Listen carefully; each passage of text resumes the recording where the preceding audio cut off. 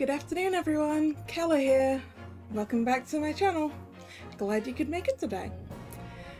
So today we'll be continuing with the Great Ace Attorney Chronicles as we try and figure out how on earth my friend died. You've got a whole locked room mystery to try and figure out. So, investigation part 2, let's go.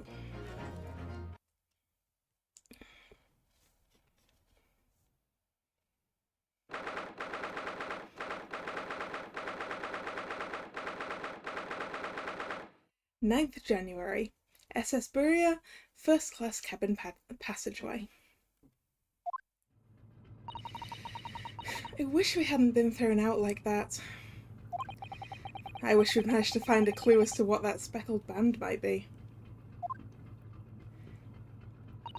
We didn't manage to investigate at all. And I imagine that we won't be able to for a while longer. We'll never get past that sailor guarding the door.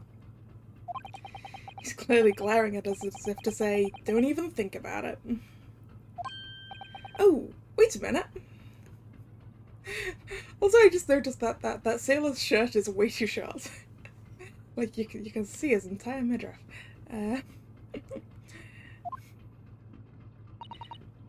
What is it? Well, what happened to our great detective friend? Where did he go? Oh, yes, he's completely disappeared. When did he do that? He slipped away as quietly as the wind, but not before ensuring these were securely back on my wrists.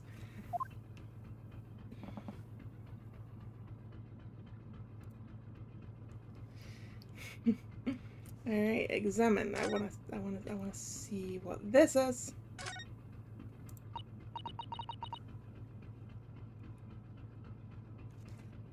Ah, a trap for catching mice. Okay, it was a mouse trap. I thought it looked like a mouse trap. Oh wait, I looked at this last time, didn't I? I completely forgot I looked at this last time, so let's just skip our way through it. I did look at the trap before.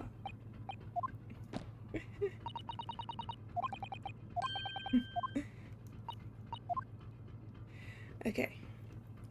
So we got this guy. Shall we talk to this guy? I really wish we'd had a chance to look around in Miss Pavlova's cabin. What? Why you look like that? You want something? I don't think that was my accent for that. I don't know. Once again, apologies for the horrendous attempts at Russian accents in this stream.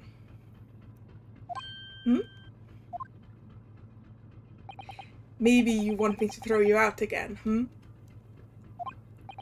Oh, no, definitely not that. Next time I have to throw you out, I show you where lobsters spend winter. Understand? Understand. Maybe I should stay clear of him until he's forgotten my face. I don't think he'll ever forget your face, Naruhodo-san.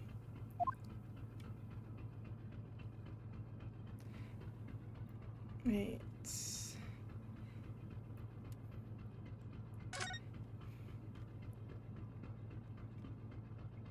Oop.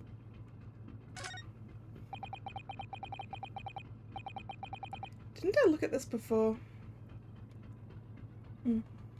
That book on top of the table there really is huge. There's a pen with it too. Yes, I'm sure that's the ship's log.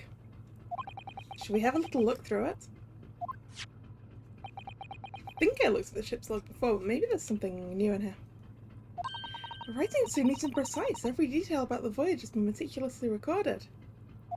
You wouldn't expect a rough and ready sailor to have such beautiful handwriting. Anyway, look here. Last night's log is mostly blank.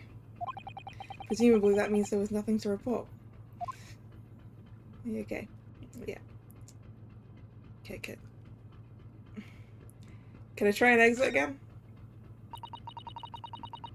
I think...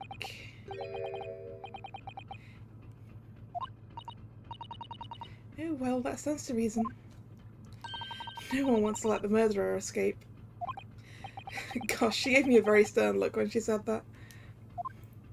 Okay, that was actually slightly different dialogue. Sorry, I missed some of it. Okay, well I guess the only thing to do is to go back to my cabin. First class cabin number 1. Yes, that's our cabin. Not our cabin, it's Kazumas-sama's. Sorry? Your accommodation is confined to the wardrobe inside the cabin. You know how to make a stowaway feel small, don't you? As small as the wardrobe I've been calling home. Anyway, I wonder if Inspector Herzenager has managed to uncover any new clues. Yes, we should probably find him and ask. Oh, wait. Moving is on a different thing, isn't it? Moving. There we go. I definitely can't get in there at the moment, so... Back to Kazuma's cabin. 9th of January, SS Buria, first class, cabin number 1.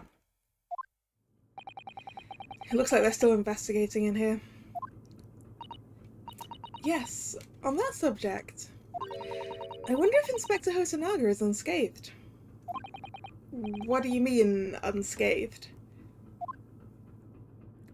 Surely you haven't forgotten, have you, Naruhodo-san? Don't you remember what he said about allowing you out of his cabin to investigate?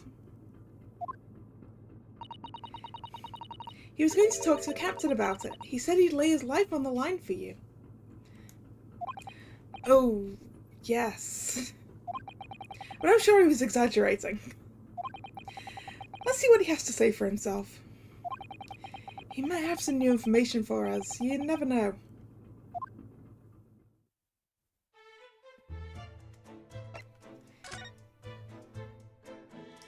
Inspector Herzenager?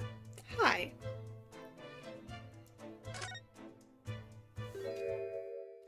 He appears to be a little bit beaten up. Ah, you're back. The Inspector? What happened to you? Your face is... Please, don't worry about it. They're just scratches. I think that's a bit more than just a scratch. You've got a black eye going on there, and you've lost one of your glasses lenses, and there appears to be blood there appears to be a mark of blood having come out of your mouth on the opposite side that it usually does. Made by a bear, maybe? I don't know, these don't look like bear scratches to me. When I told the captain I'd given you permission to investigate, he told me he'd pummel me with his fists and then toss me overboard. What? But the pummeling was over in a flash, and he must have decided against throwing me overboard. So it was nothing, really. Looks like he wasn't joking when he said he'd lay his life on the line if he had to. Well, thanks to your efforts, we now know a little about the neighbouring cabin. Yes, so I understand. Oh! I bumped into a man claiming to be a great detective a little while ago. I think his name was something like Shelms. I don't think he was German, though. Ah, that explains it. Shall we compare notes, then? We can tell you what we've found out. Yes, let's do it. The cabin next door. What? Nikolina Pavlova? She's in the cabin next door? Oh, do you know who she is? Please, what self-respecting ballet fan wouldn't know that graceful angel?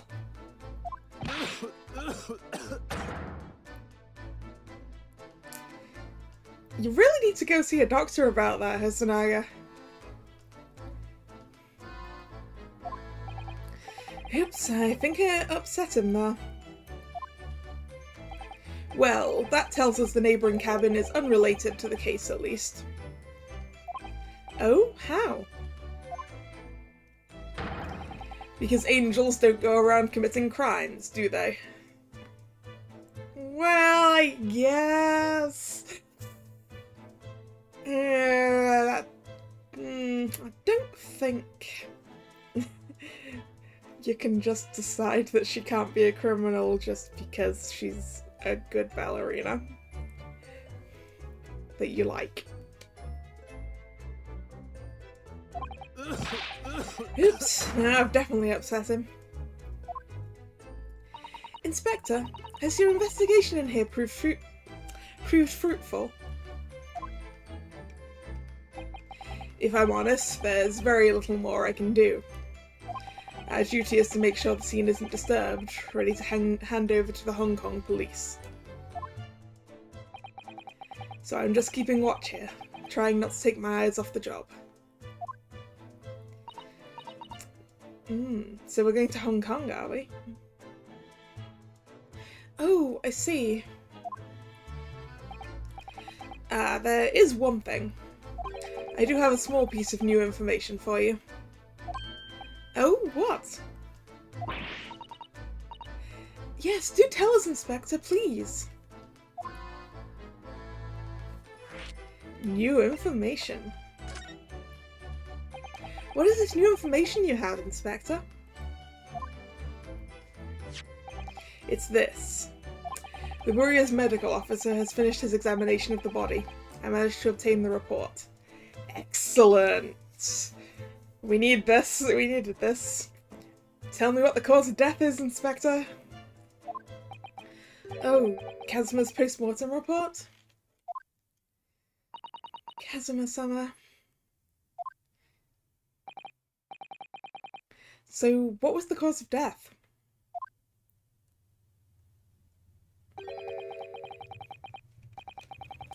Damage to the cervical vertebrae is what's written in the report. Oh man! Yeah, I think we're pretty certain that my initial theory about about gas through the ventilator is definitely not correct. Damage the... So someone broke his neck. Or he broke it himself by falling wrong, but doubt. Someone hit him in the head or something. Well, in the back of the neck, in the spine, maybe. His neck was broken? Okay, I was right about neck breaking. Yay! I know which bone is the neck. Yes, it would seem so. There was no obvious wounds or other signs of injury. So at first I think they were considering poison.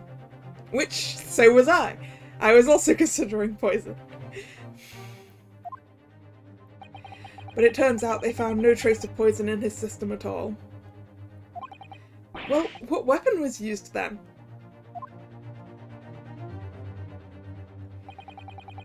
Nothing has been found as yet, but the fact that there are no signs of a wound suggests it may have been a blunt object, something that wouldn't leave a mark.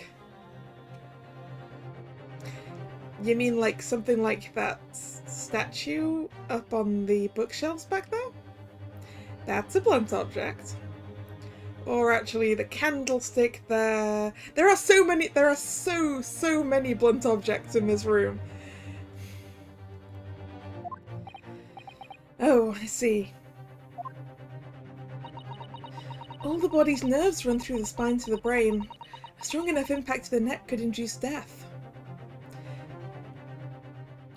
But he still had enough function over his arm to write a message, right?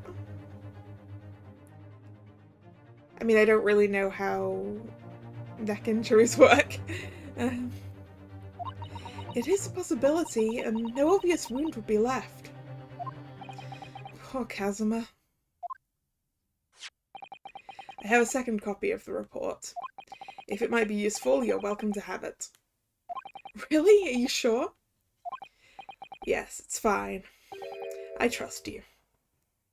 Aw, thanks, Inspector Herzenager. After all, if I didn't trust you, I'd never have agreed to you leaving this cabin in the first place, would I? Ah.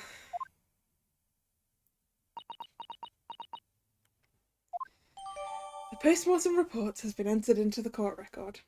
Post-mortem report. A report from the SS Buria's medical officer giving the cause of death cervical spinal injury. There were no traces of external injury or poison. Okay. I would like to take a closer look at that. Victim, male, Far Eastern. Time of death, sometime between 1 AM and a little past 2 AM. Well, I mean, it was clearly after 1:35, right? Because that's the last time he wrote in the journal. Cause of death, damage to the cervical vertebrae resulting in instant death. Instant. And yet he managed to write on the floor. So that I wouldn't be stuck in the wardrobe forever.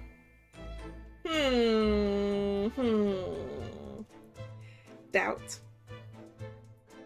The victim's neck was almost certainly broken as a result of a strong blow to the area. No obvious external injuries or traces of poison. Alright. The Great Detective. Oh, Mr. Shelms was here, was he? Yes, he seemed to be enjoying himself a little too much as he crept about on the floor investigating. Yeah, that sounds like Shelms. But then he suddenly left. I suppose he must have become bored. Did he say anything at all? Actually, now you mention it, yes. Just one thing, but he practically shouted it. "It's shoe polish!" was all he said. Shoe polish?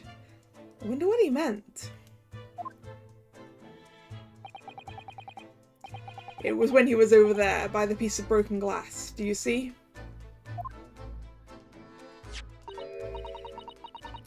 Ah, so perhaps he was talking about this brick-coloured mark, do you think? Ah, yes, that must be it.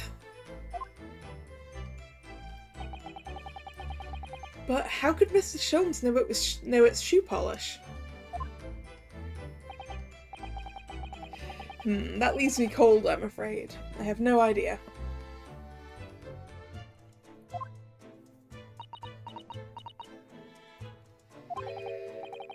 What is it, Susato-san? Well, Kazuma-sama was wearing leather shoes with a very dark tan hue. Dark tan? A sort of dark brownish red, then. Yes, a little like the colour of red wine, but darker. I often repaired them for him. Oh, does this mean that this mark was made by the polish on Kazuma's shoes as they scuffed on the floor? Yeah, but the polish is on the top and the sides. And I don't know, that seems like a pretty big stain for just someone's shoe rubbing across it. Although it's been a while since I wore shoes that used any polish at all. So I'm not really sure how transferable it is. The mark on the floor has been entered into the court record. Mark on floor. A piece of small glass object and what looks like a scuff mark made by Kazuma's shoes were found by the victim's body. Okay. That's really all I can tell you at this stage.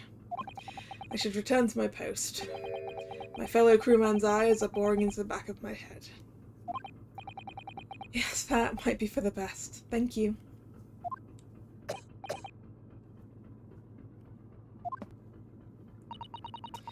Poor Inspector, you look exhausted.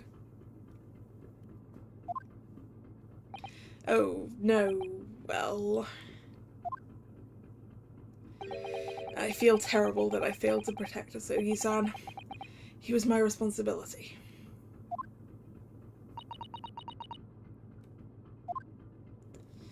Of course, my pain is nothing compared to yours.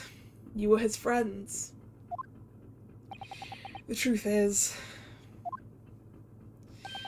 I seem to have a heavy head ever since I woke this morning. Same, Herzenager. Same. Oh, I just had a thought.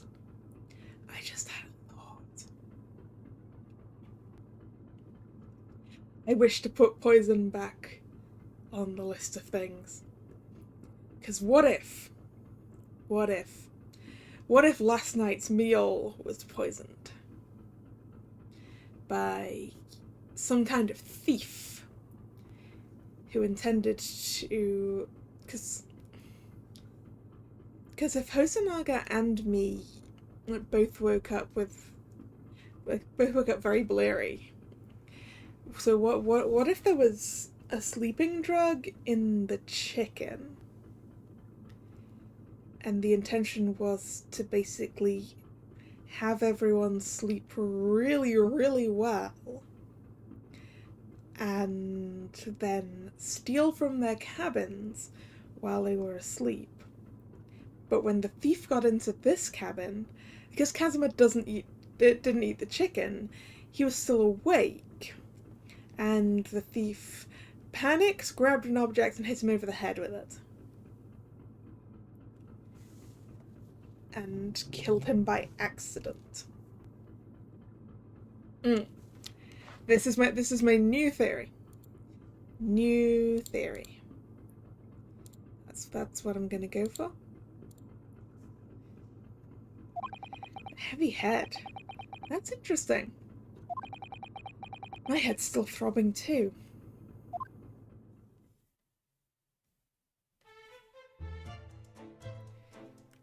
Examine.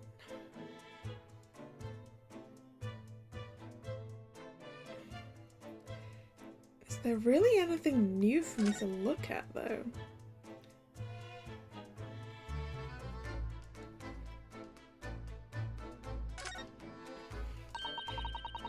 Kazumas' precious sword. He never went anywhere without it.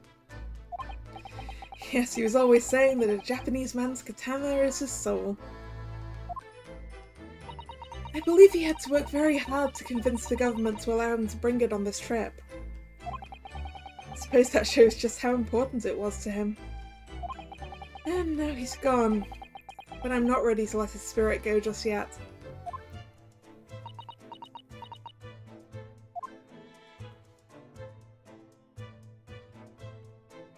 Right, so there's nothing new to be found over here. So there must be something new there then. All the books provided for passengers occupying this cabin neatly arranged on the shelf. They were all over the place when we first looked around, if you remember. Oh, yes, and you tidied them up, didn't you?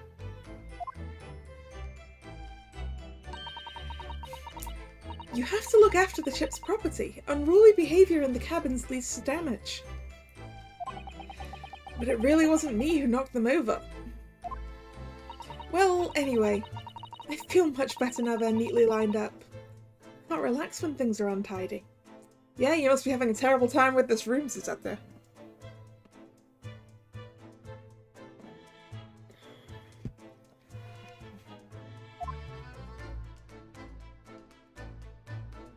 Okay, let's look back at the scuff here.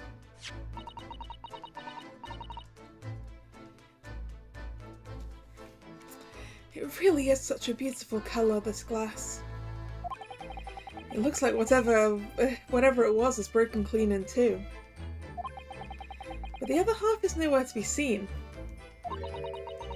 And then there's the brick-coloured mark, which is shoe polish according to that great detective you seem to know all about.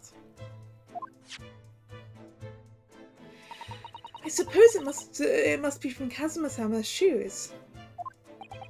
Maybe, but what I'd like to know is, how could the detective be so sure that it's shoe polish and not something else? Maybe he licked it.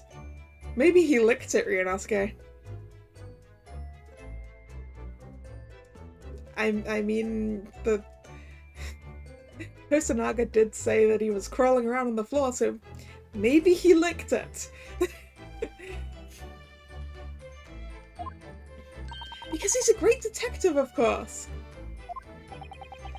That's hardly a reason, is it?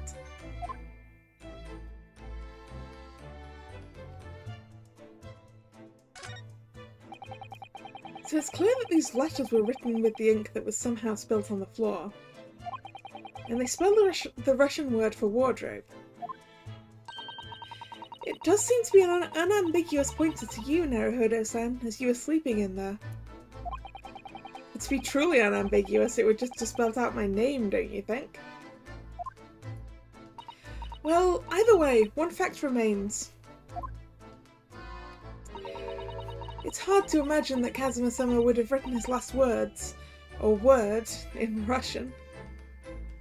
That's, well, like most of the people on this ship are Russian. If he was trying to communicate with them that they should probably let me out, then it would make sense to write it in Russian, though. But then again, actually, if he died instantly from a broken neck, then someone else must have written it. Someone who, for some reason, knew that I was in the wardrobe. I guess maybe I was snoring?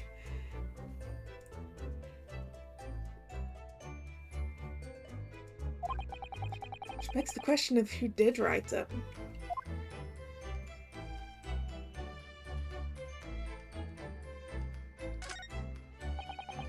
This is where Kazuma spent his final moments, writing his diary. 1:23 AM. I can hear a faint whistling sound. 1:35 AM. What looks like some sort of speckled band is that. What looks like some sort of speckled band is dangling from the ventilator grill. Looking at his writing here on this page, it's almost impossible to believe that he's gone. Kazuma-sama left us a valuable clue in these words, I'm sure of it.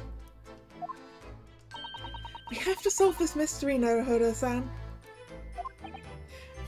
We will.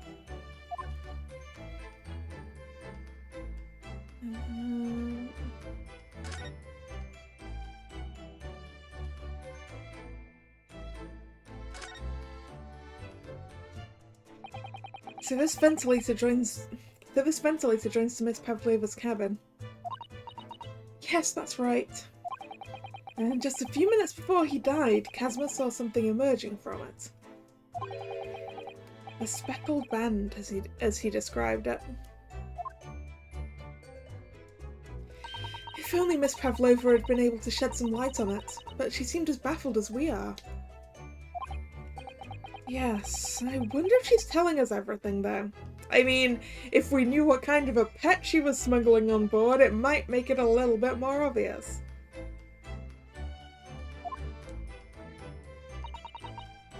I'm not sure. I know most people aboard would say the same about me, but there was something about that woman that didn't sit right with me.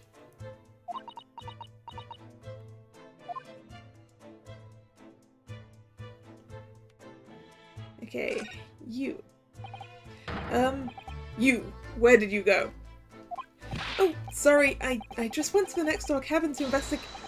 Why? Who gave you permission for this? Well, Seaman Herzenager did. That new Japanese, was it? Later I will roll him into ball and throw him in cold room.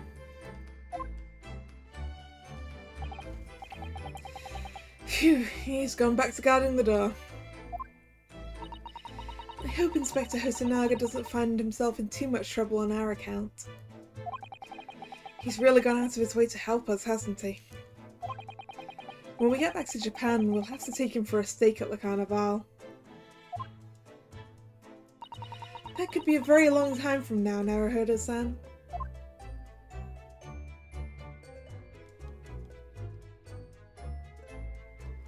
Oh. These are the rules of passage for travel aboard the SS Buria. Passengers must not keep weapons or other dangerous objects in their cabins. Pets are also strictly forbidden. I can't believe that both first-class passengers were breaking the rules. So by bringing her pet on board, Miss Pavlova has broken the rules. She called it her friend, didn't she? Yes, although we don't know what form this friend takes as yet. I'm almost certain that whatever it is, it's inside the travelling case in her cabin. A friend. There's more to this than it seems, I think.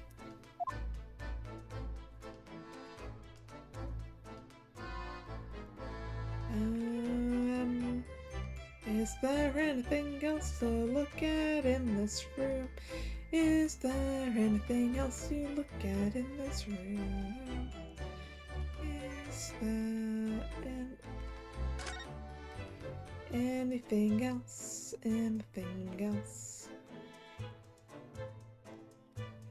I'm not seeing anything else I can look at.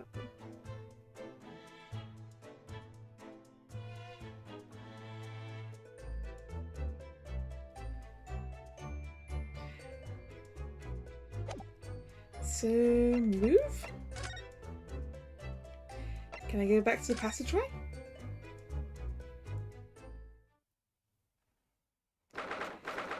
January 9th, SS Buria, first class cabin passageway.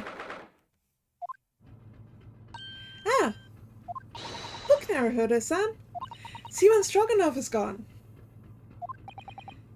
Strong enough? The burly Russian sailor who's always crossing his arms and glaring at us. All these Russian names are impossible to remember.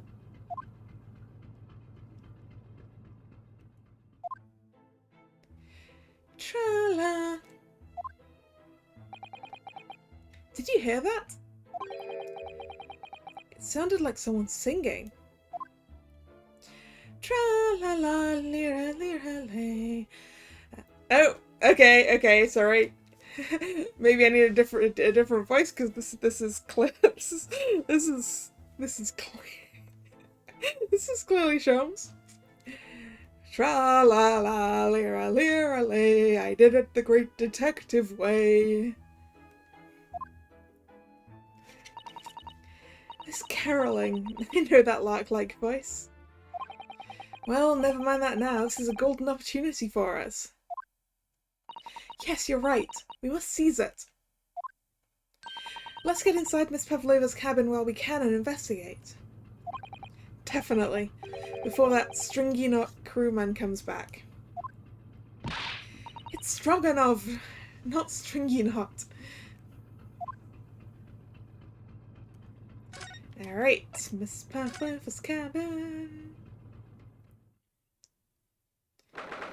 9th January, SS Buria, first class cabin number 2.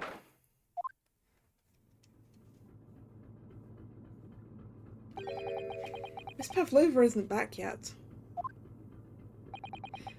Susato-san, oh! Where's she gone? Hey, what are you doing? Those are her private things. There's not a moment to waste, Naruhodo-san. We must investigate as quickly as we can. I suppose you're right. For Kazuma's sake.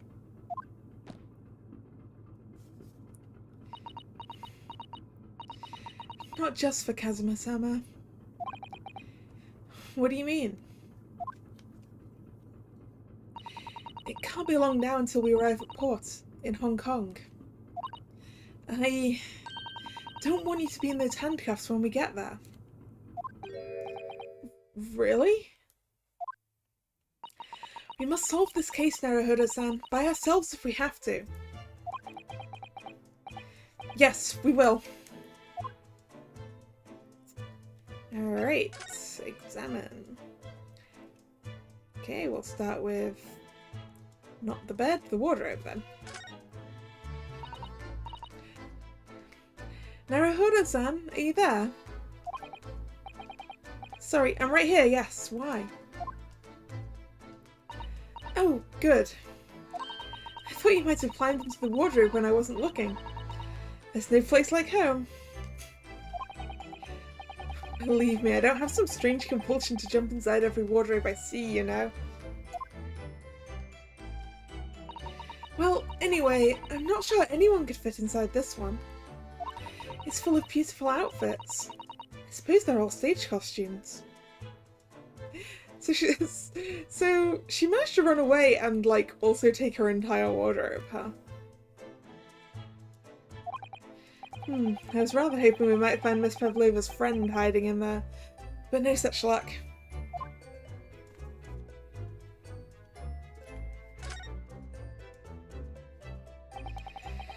So this ventilator connects Kazuma's cabin next door. Yes, although what a fool a shipbuilder must have been to open a ventilator into another room. Ah, maybe it's so that if there's a gas leak next door, the occupants of this cabin would notice and raise the alarm? Or the occupants of both cabins would die of gas poisoning? That is a possibility.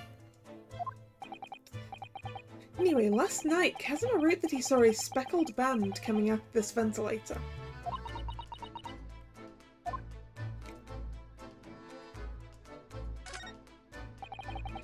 There's one of these next to the bed in Kazuma's cabin too. Yes, it's a bell cord. I can't resist. Ding ding. You really shouldn't have done that. We're not supposed to be in here. She barely hesitated there, and she gave it a good tug too.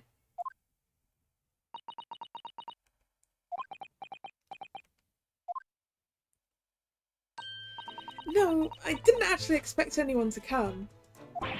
We didn't want them to. We're trying to investigate in secret. Okay, this bag? Okay, no looking in that bag. The rules of passage. Ah, yes, they're displayed in this cabin too, look. The SS Barriers Rules of Passage.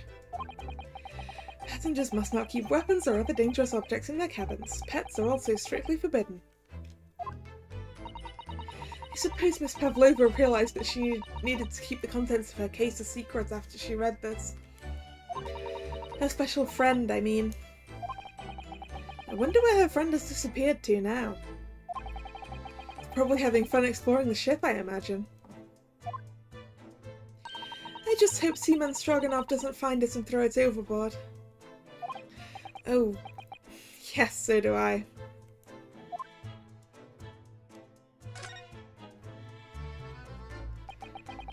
All the books have toppled over together, look. Every single one. Do you think that's a god of the sea, perhaps? He's toppled too, though. It's exactly the same as the bookcase next door. In Kazuma's cabin. Perhaps Miss Pavlova was practicing a difficult ballet pose and fell against the bookcase?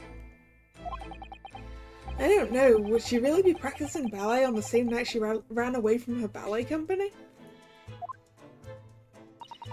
Alright then. It must have been you. You lost your temper and knocked them all over in a fit of rage. Not everything bad that happens on the ship is because of me, you know. Well, anyway, I'll set them all straight again in here too. I don't like seeing things in disarray.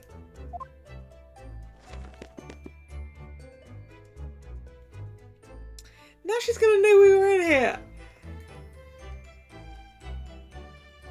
Okay, the case. Oh my! Miss Pavlova's case is open!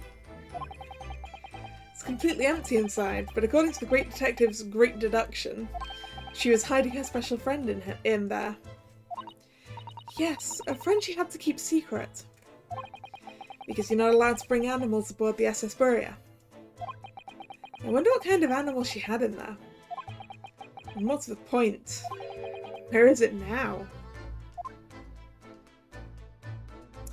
Oh, I hope that... Excuse me, this appears to be a saucer. Maybe her special friend is a cat.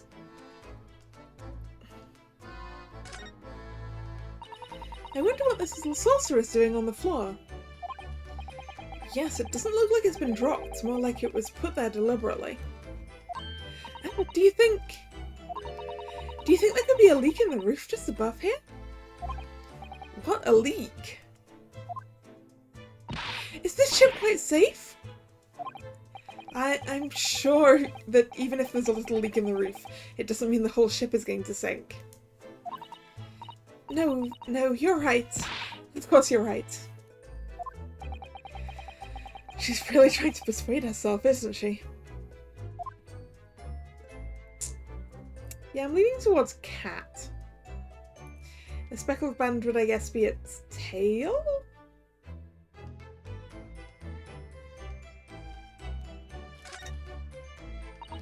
It would seem this teapot is empty.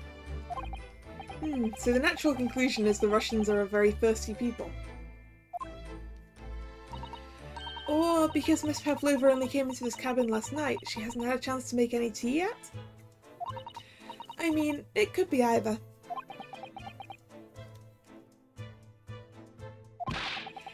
It's definitely that they're excessively thirsty. I'd lay 1,000 to 1 on it. You're rather obstinate, aren't you, Naruhodo-san?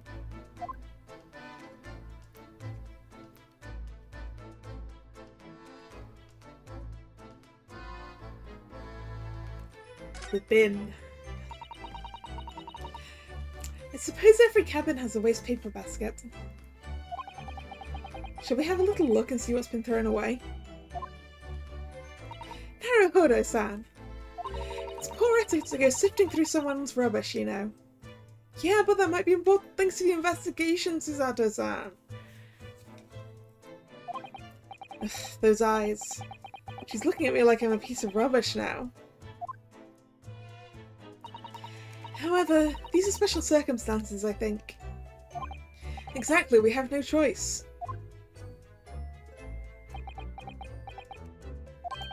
There's hardly anything in here at all.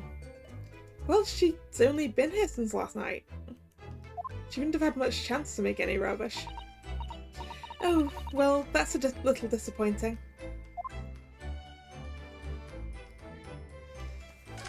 Alright, her desk. There are just a few books on the desk, nothing else by the looks of it. Well, Miss Pavlova only ran away from the ballet last night. She's hardly occupied this cabin for any time at all. That's true. I wonder what kind of books she likes to read.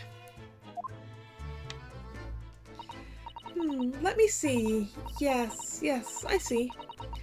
It would seem that Miss Pavlova enjoys reading books written in Russian. Well, it's because she's Russian. Thanks. I think I probably already knew that. It's rude to ask too much of people, Naruhodo-san. Kindly remember that.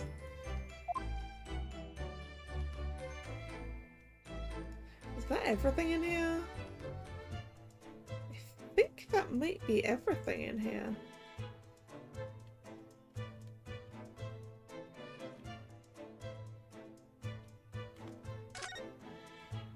Oh, except for the door.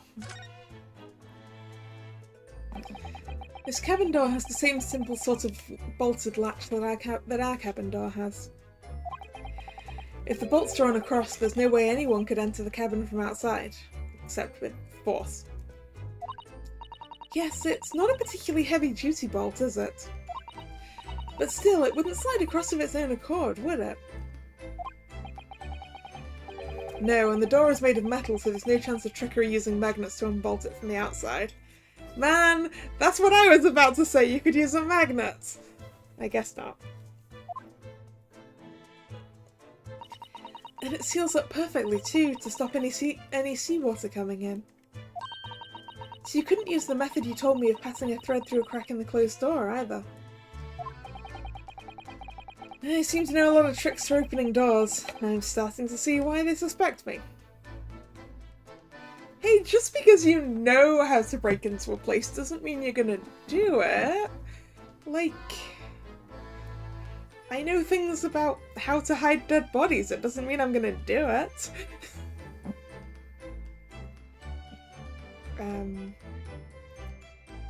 And because that sounds probably bad on me, I had a friend who was a forensic archaeologist. She knew a lot more about it than I did.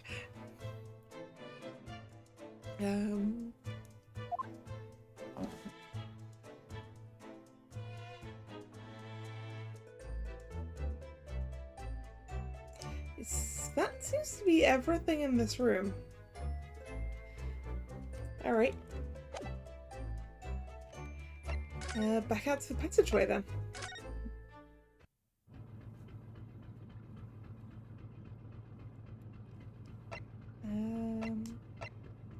Examine? Ah!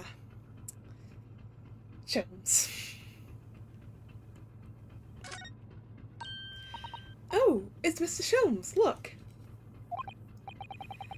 Wow, you never know where he's going to turn up next, do you? He seems to be stealing a look at something as he sings to himself.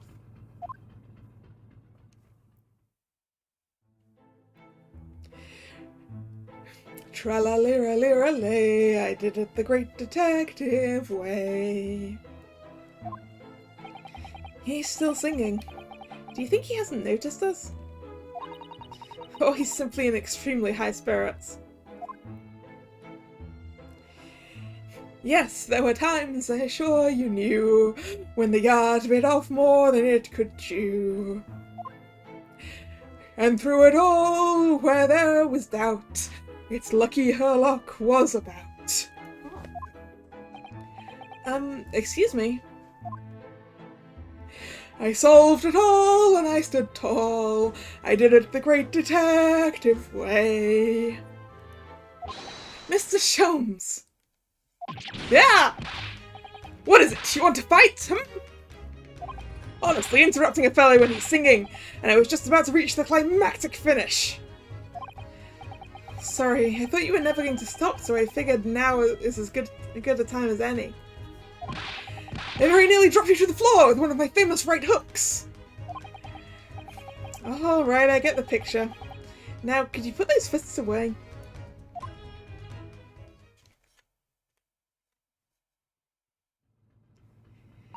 Mr. Shelms? You seem to be examining something before we interrupted you. Ah, yes, that. I was immersed in the study of the ship's log, as penned by the stockily built crewman who's usually on guard here. Oh, yes, the ship's log. And did you find out anything useful from it? Well, after 2 AM this morning, the majority of the entries are blank. Which means that there was nothing to report. Nothing of note happened, so...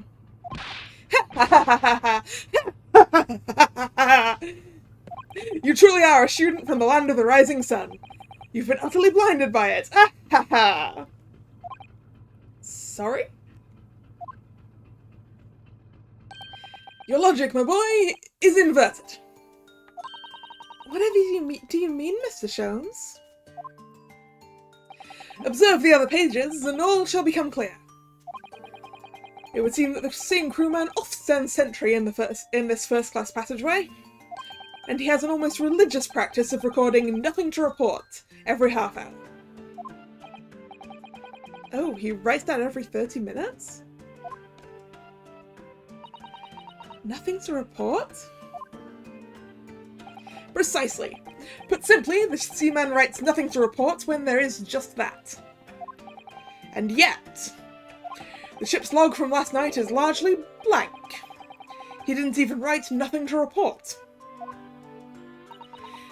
Do you mean...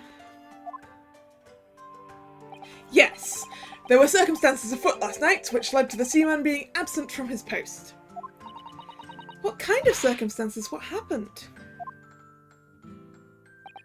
That remains a mystery for now, but we can be sure something significant took place. So significant that it caused the seaman to forget his regular habit of scribing nothing to report in the log. These are important details I would stake my life on it. You must log the ship's log in your mental file. The ship's log has been entered into the court record. Ship's log. A record kept by the crew assigned to the first-class cabin area. There are virtually no entries from 2 AM until early this morning. Now that deduction was worthy of a great detective. Ah, you're starting to understand what my way is, I see. What makes Shelms Shelms. Brilliance!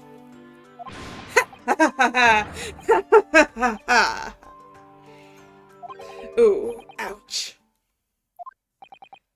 What is it? Are you hurt? Oh, don't worry yourself. I seem to be afflicted with a throbbing head this morning for some reason. Nothing more. You too, Shelms?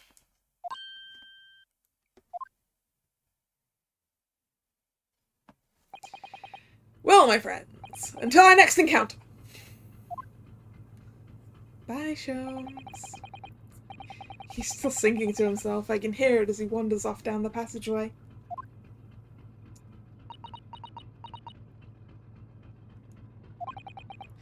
Is something wrong, Susato-san? You seem lost in thought. It's just... well, I feel the same. Sorry? Ever since I woke this morning, I've had something of a headache. A sort of continuous throbbing. Oh, you too?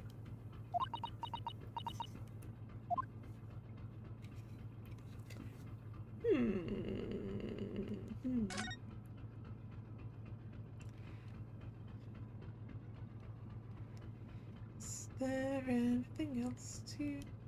Whoops. Shearwaters Cabin. Hey, yeah, we did this already. I didn't actually mean to click on that. I didn't. Show us. Oh wait, there was more. We could investigate every last inch of that cabin. I'm not sure we could go that far. We certainly could do with looking around more. I'm sure we could learn something. Yeah, I feel like I looked at everything in there.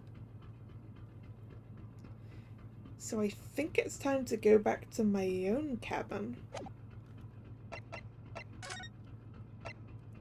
say my own cabin. Kazumas cabin. Where there isn't anything to look at either. I don't think. So maybe I do need to go back to Miss Pavlova's.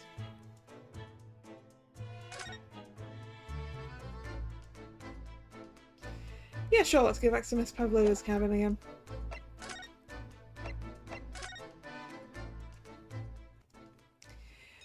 Ding-a-ling-a-ling-a-ling-a-ling-a-ling-a-ling-a-ling. Oh, what's that?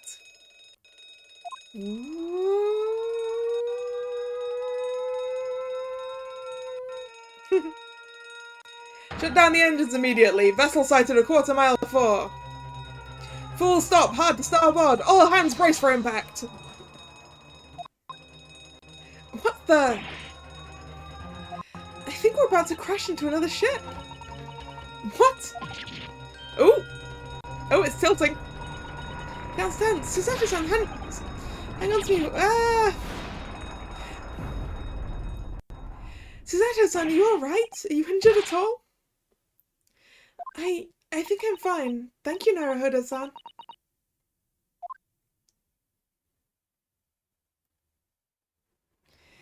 It looks like we avoided a collision. I think... Ah! Look at that! Look at that!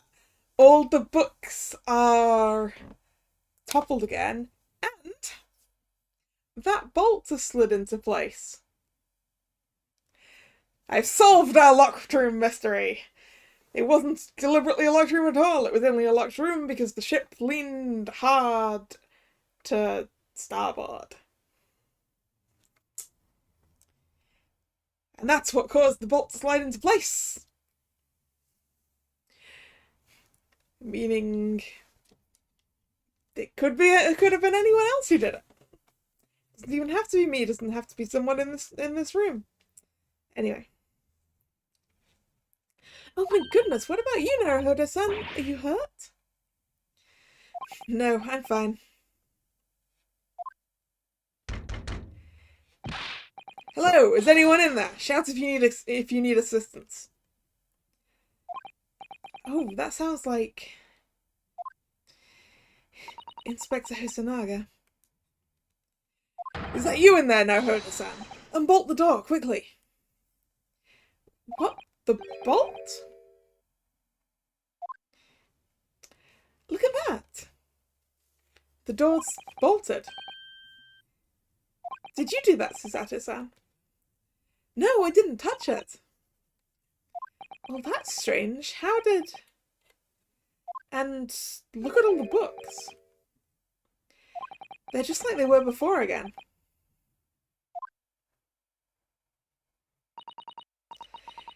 Naruhodo-san, aren't you going to open the door and let the inspector in?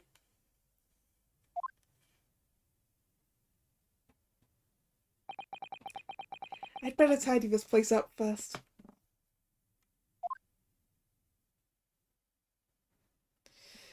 A violent emergency stop had solved one mystery at least, in a very vivid way. But I knew that what awaited us on the other side of the cabin door would not be pleasant. I hurried around tidying up the cabin with a new sense of foreboding in my heart. To be continued. Dun dun dun.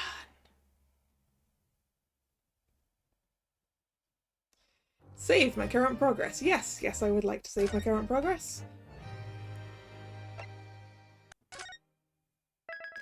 And given that that's a convenient point to take a break, I'm gonna go get myself another...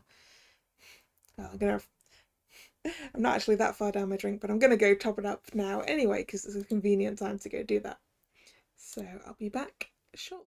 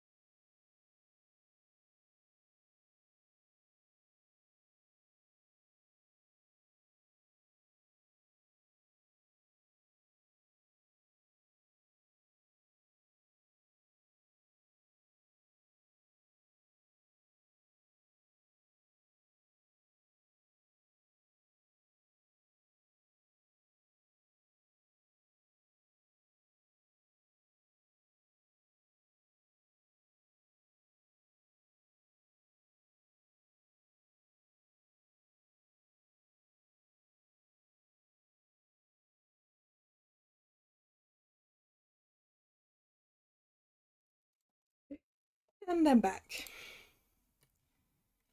Okay, investigation part 3 is where we'll begin. 9th January, SS Berea, Miss Pavlova's cabin. So Miss Pavlova's cabin and not... We're not doing it as first class cabin number 2, huh? How odd.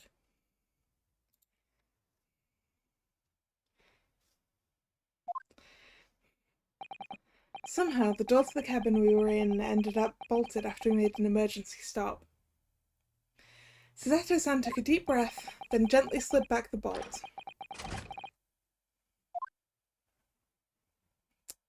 We forgot. You! What are you doing in Miss Pavlova's quarters? You both look unhurt. Good.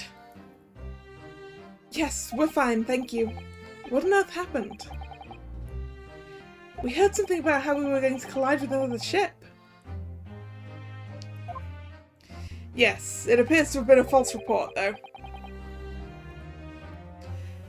Oh, how did that happen?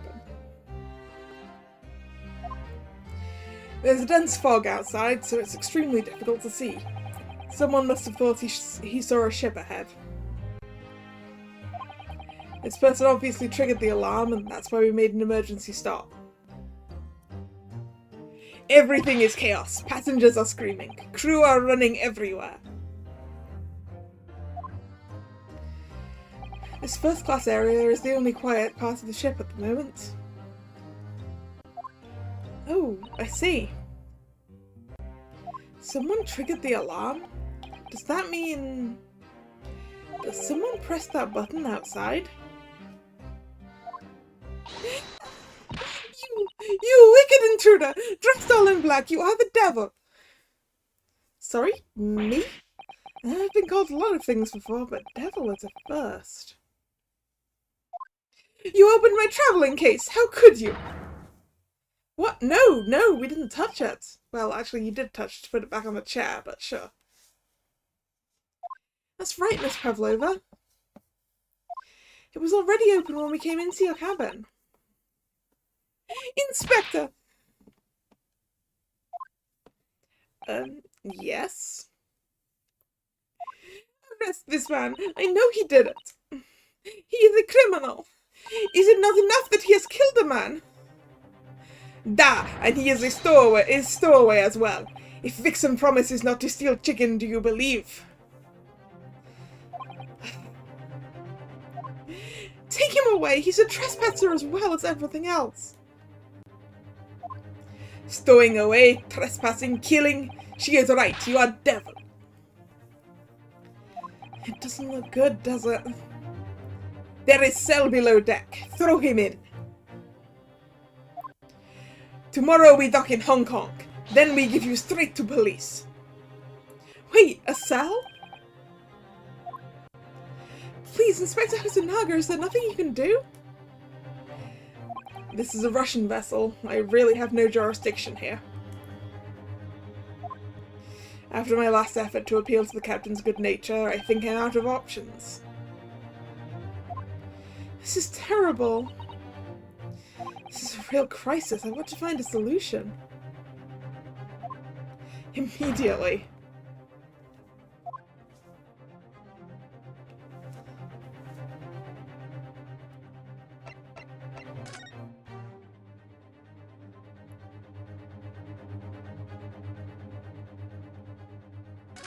I just need to keep calm and focus on the task at hand, which is investigating. Don't touch my things! You want me to show you where crawfish hibernates? Hey! Okay, we need to bring back the throw counter and also update it. Throw count 5.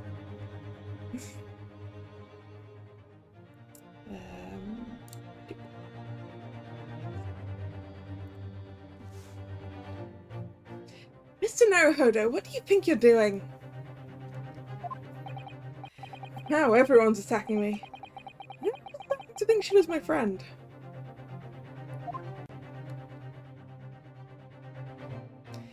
Isn't there anyone who can help me out of this mess?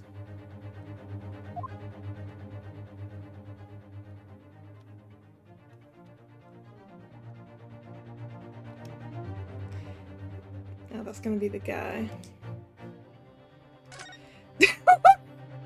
Shelms!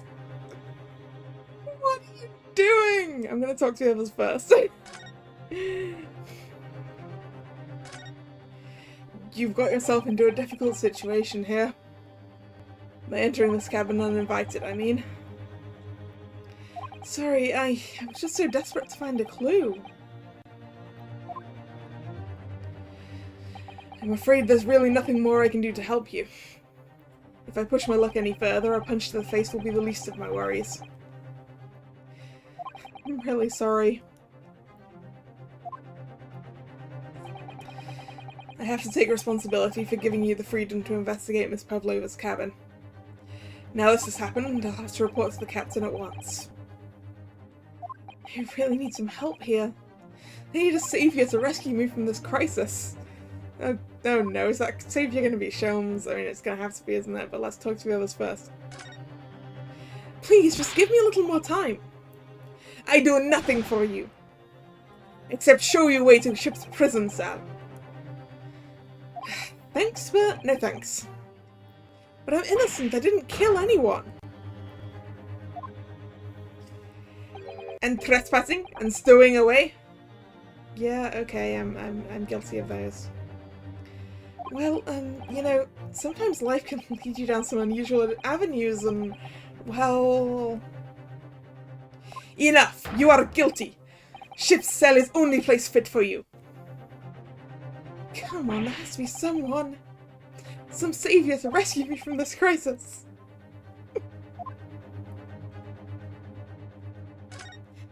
Miss Pavlova, can I...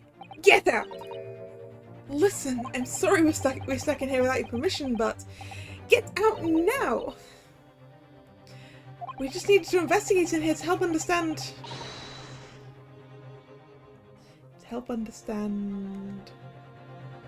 what happened to... Insert Russian here. I can't read Russian. It's no use. She's not going to listen. I need to find someone who will. Okay. Now let's go talk to the idiot who's doing pull-ups on the coat hooks. Or hanging something like a sloth. What the? What are you doing up there? Mr. Shelms. Also, why are you wearing the tiara, Mr. Shelms?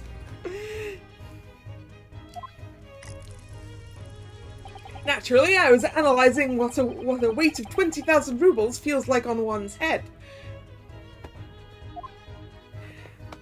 Have I not told you that as a detective it is my business to know what other people do not? This isn't mere tomfoolery, my boy! Oh, no. Well, why were you hanging from that hook before then? Isn't it obvious? To properly assess the weight of the 20,000 rubles, naturally. I wish to determine if it would bend that conceited-looking hook on the wall, so full of brag and bounce. Never know whether to take this man seriously or not. Ah, you again, the great detective. Ah, Inspector. I confess I've been looking for you. I have something to report to you most urgently. Well, you might try looking for me somewhere other than a hook on the wall next time. What is to report? Speak! An urgent report from a great detective can mean but one thing. Yes. The case of the curious murder that took place last night, here on this vessel, the steamship Buria, has been solved. By me, naturally. What? Really? Yes, I have eliminated all other possibilities. No other explanations exist. So, allow me to illuminate all your minds. For I am about to reveal my great detective was a greatly admired great deduction to the case. We're gonna do this again, are we?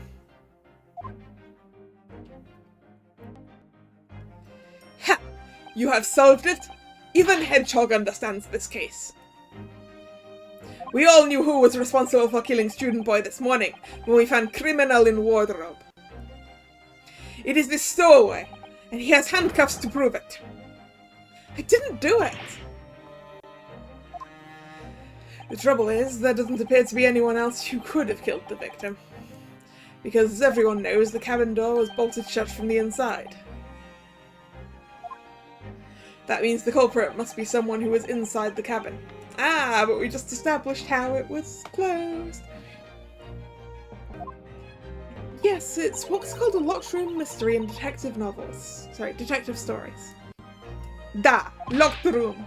That is point. The room was locked?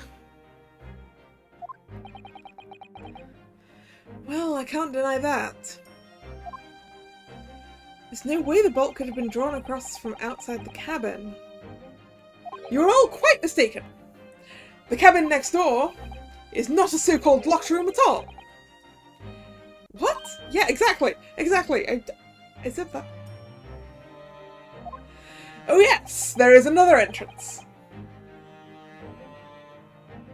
Shelms? Shelms, that's not why it's not a locked room mystery. It's not a locked room mystery because we just figured out by being inside this cabin when the ship came to a stop why the lock was engaged. Shelms! An entrance used last night by the culprit in order to gain access to the cabin despite the bolted door. What other entrance? We never discovered one. Why, it gapes open-mouthed at you even as we speak. The ventilator man. The ventilator? Yeah, ha ha ha ha! You think this is funny? I cannot even put my arm through that hole. That's because your arms are as thick as tree trunks. You're suggesting that the culprit entered and left the victim's cabin through that tiny opening? It's not possible. Ah, but it is! And last night the victim even witnessed the intruder in the act of passing through the ventilator.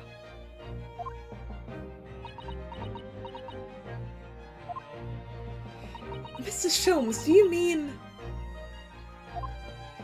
Are you referring to the words Kazumas wrote in his diary? 1:23 AM, I can hear a faint whistling sound. 1:35 AM, what looks like some kind of speckled band is dangling from the ventilator grill.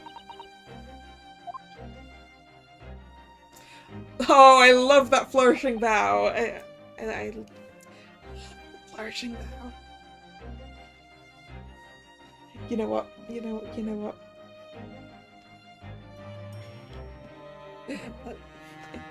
Let's engage hands because I want to do that.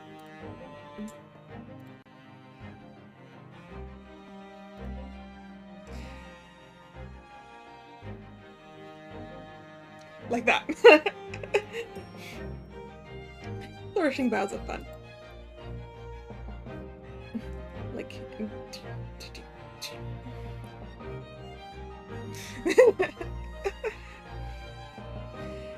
Precisely, my dear madame. But what does it mean? What is this speckled band?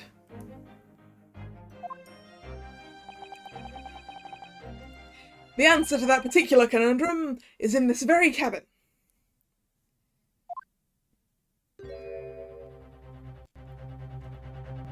Mr. Shelms? What are you doing? There is a distinct element of danger, but fear not, I am ready. What I am about to expose for you all to see will shock you to your cause. Behold! Yeah! Ah! What the? Is this a snake? Man, I should have placed a bet on it being a snake, because sounded, well, I mean,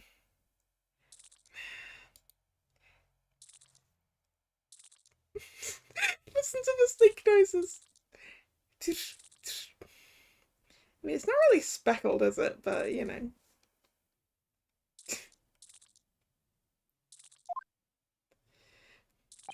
Allow me to introduce you all to the band, the Speckled Band. Snake. Indubitably.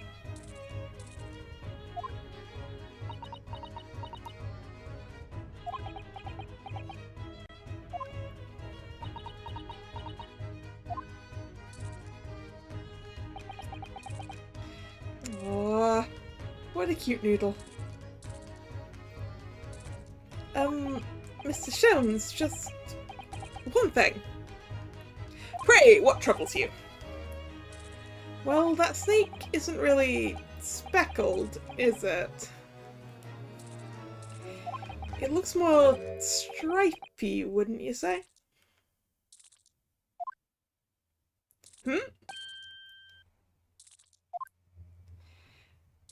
Yes, you're right.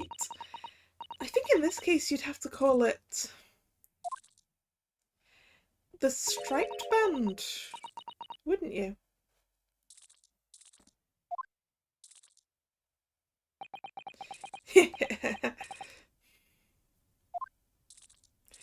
You will see and observe with distinction, however. Do you not think that is precisely the trap into which the culprit wishes for you to fall? Oh my goodness, really? It's a trap? How exactly?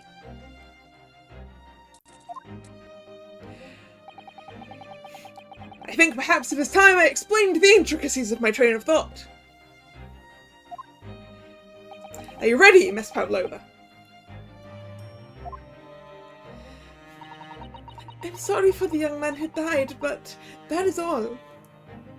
His death has nothing to do with me. This whole thing has nothing to do with me. There are two conclusions I have drawn from the facts. Number one. Last night, your friend infiltrated the victim's cabin. And number two. That same friend was responsible for the victim losing his life. Has Shelms seen the post-mortem report? No! She's turned as white as a bowl of rice again. Shelms must be right.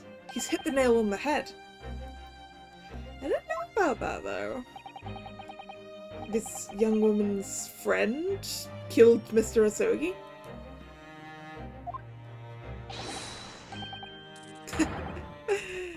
Can't speak, snake wrapped around head. It looks like he can't speak with that snake coiled around his head. I would advise as little movement as possible, Seaman.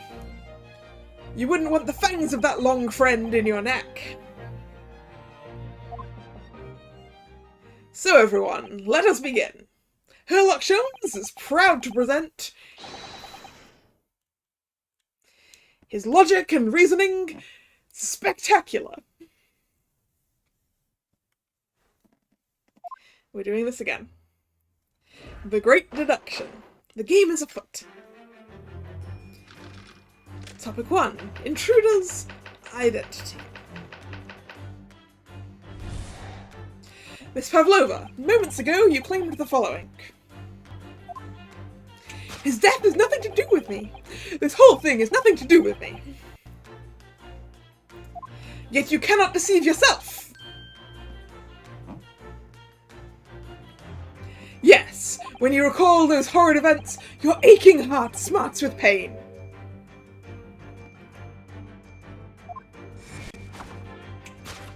And it is that very pain that evidences your inextricable link to the victim's death. So we ask, what is the nature of this intruder that stole into the victim's cabin on that portentous night? Why, naturally, it was the friend with which you have boarded the vessel, was it not? Ah, as I expected, another telltale glance. Without doubt, your friend is the writhing serpent we see before us. No, it isn't. I don't... Would you put a saucer on the floor for a snake? I'm not sure. And yet, that fact leaves us in a quandary. Oh. The victim's written observations of the night in question tell of a speckled band. Whereas, regrettably, this specimen's markings do not fit that description in any way.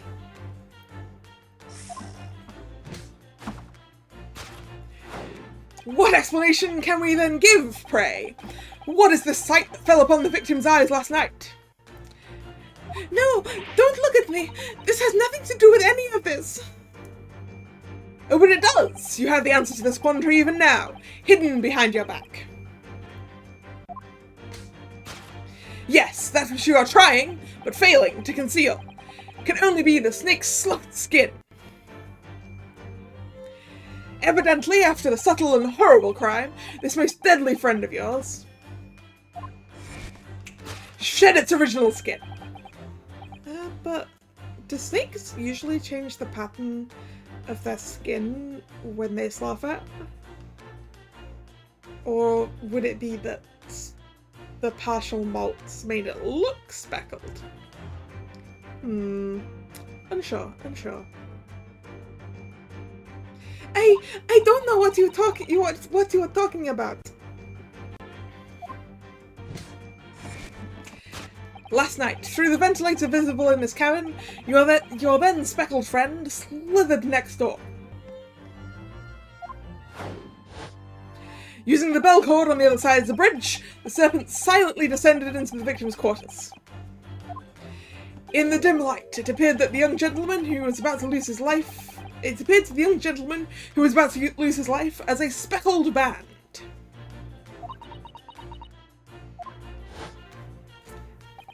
In summary, the nature of this friend of yours, which last night infiltrated the scene of the crime,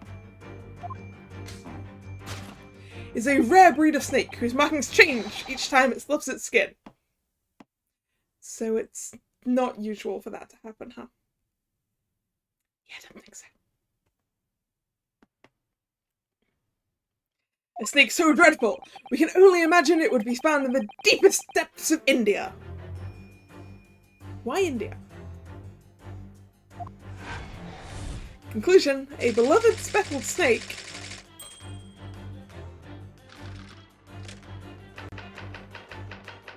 Topic 2, how Mr. Asogi died. Moving on, we come to the heart of this matter, the grim demise of the victim. How did this young man lose his life? And why? According to the data of which I have been apprised, it would appear there were no visible signs of injury.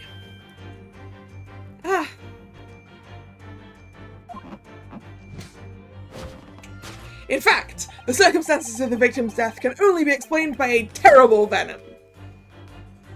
Now, if we shall take that as fact,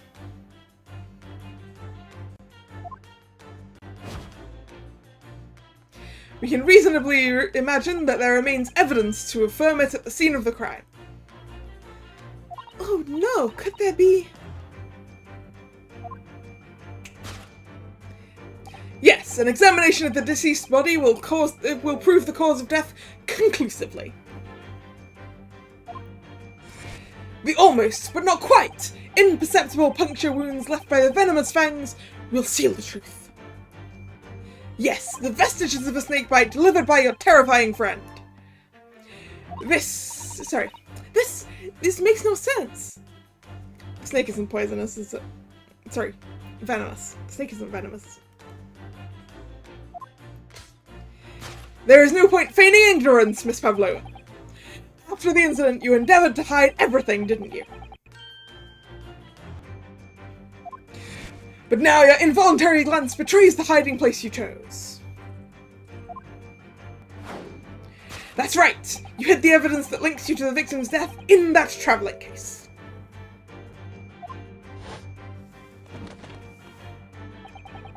When we first met in this cabin, it came to my attention that your case moved periodically. Your serpent assassin was restless inside, no doubt. You don't...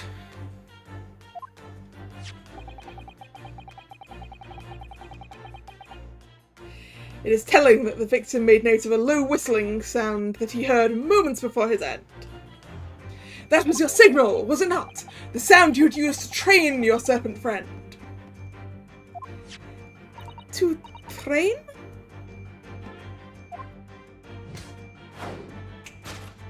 Indeed. You'd put the servant through this ventilator and wait. After a period, you'd summon it back with a whistle. You couldn't know if the animal had done its duty, so you would listen for signs of life next door. If the victim appeared not to have been dispatched, you'd release the snake once more. Do you deny the snake has undergone such training? It's not true. Having slithered through the ventilator and down the bell cord, the creature needed only to sink its fangs in once. And its venom would course through the victim's veins, ending his existence forever. That is the true nature of the speckled band that took the poor young man's life. There can be no doubt my logic is infallible. Conclusion: death by a venomous snake's bite.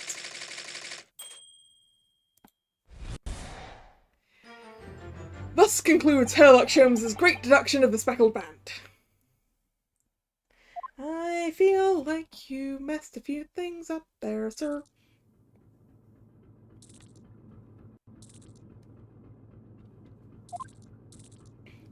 Miss Pavlova has trained her pet snake as a killing machine. There on the floor, you will observe a saucer of milk. The promise of food is the key to training any creature.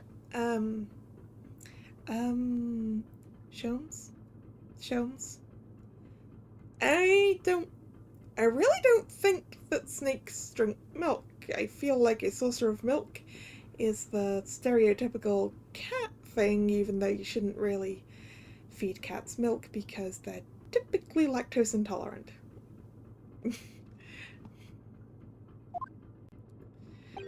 Incredible! You've solved the mystery. Amazing. Your great deduction really lives up to its name. I see now why Shelms has become such a household name. My dear man, it was nothing remarkable.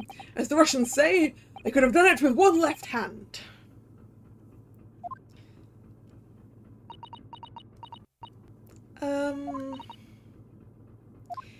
Could I venture an opinion, Mr. Shelms?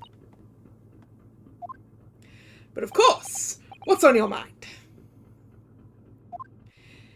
It's just, applying your deductions before, some things don't quite make sense to me. I welcome questions as to my method, and will answer both loudly and proudly. Oh, well, good. First of all... snakes are egg-laying creatures, part of the reptile family.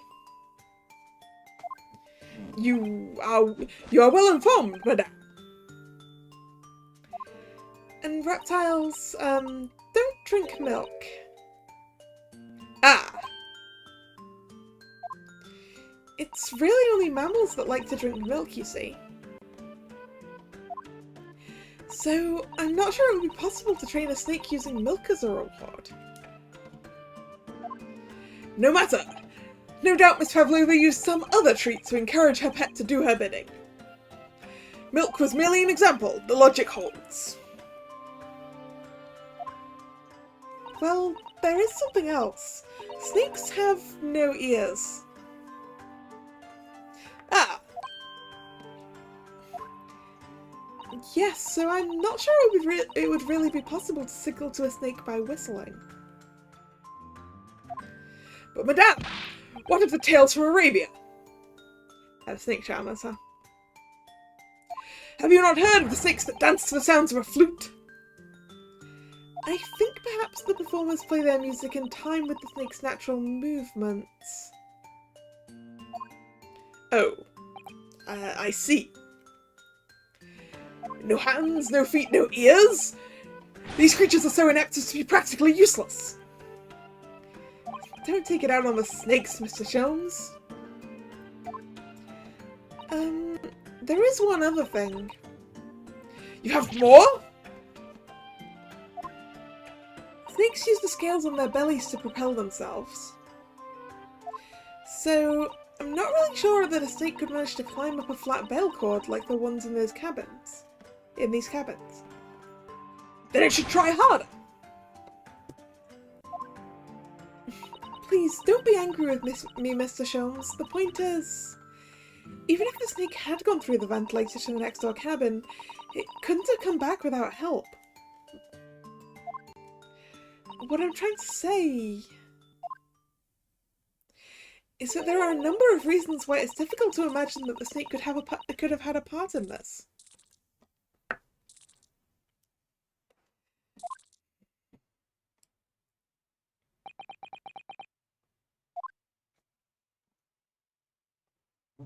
Dot, dot, dot, dot.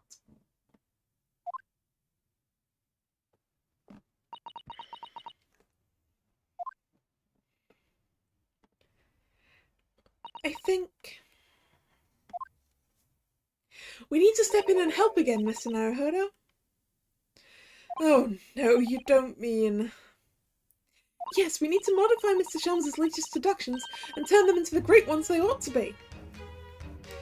I had a feeling that was coming.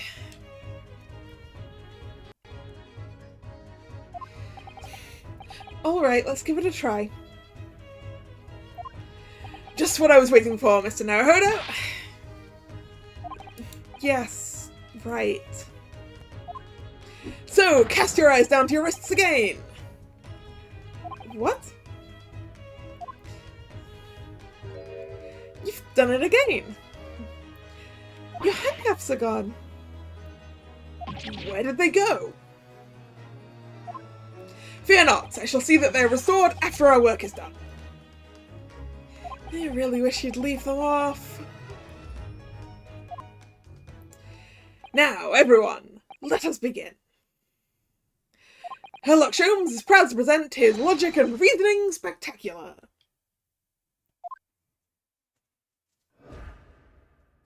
Course correction. Hold it, Mr. Shelms. Intruder's identity.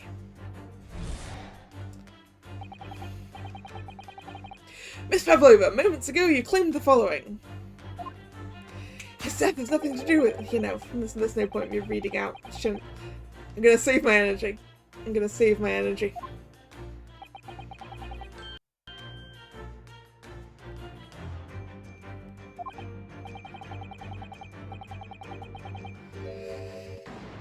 And so she does have a pained expression on her face. Yes, that's true. She looks as though Kazumas-sama's death is weighing heavily on her mind. But you're not sure Mr. Shelms read her quite correctly, is that it? Could there be some other way to interpret her expression then?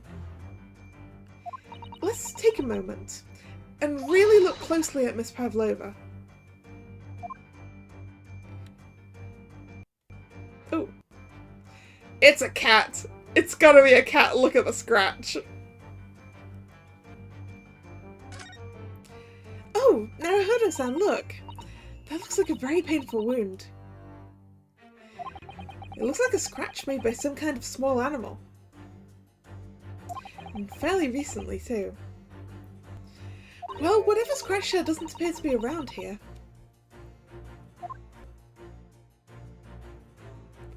Alright, is there anything else to look at? Right ear. She has such petite ears among that beautiful hair, like little pink shells. Oh, what's that? There's something attached to her ear. I expect that's what's called an earring. It's a little piece of jewellery. An earring, is it? It really is tiny. Parts of it is missing. Maybe it broke off. So now all that's left is the clasp part that this attaches to the ear. If that's the case, she doesn't appear to have noticed that it's broken.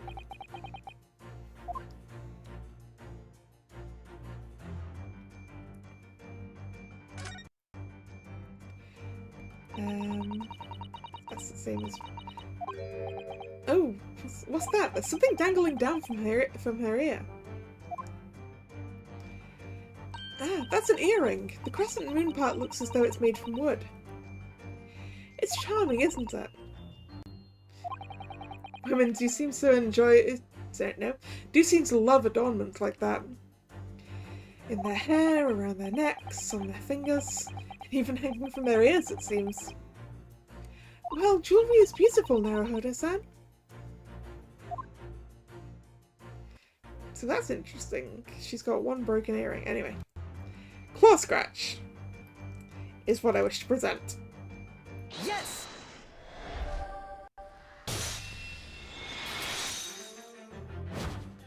Yes, when you recall those horrific events, that claw scratch smarts with pain. Indeed, and a simple observation reveals that the wound is fresh. Miss Pavlova, did you in fact receive that scratch sometime last night?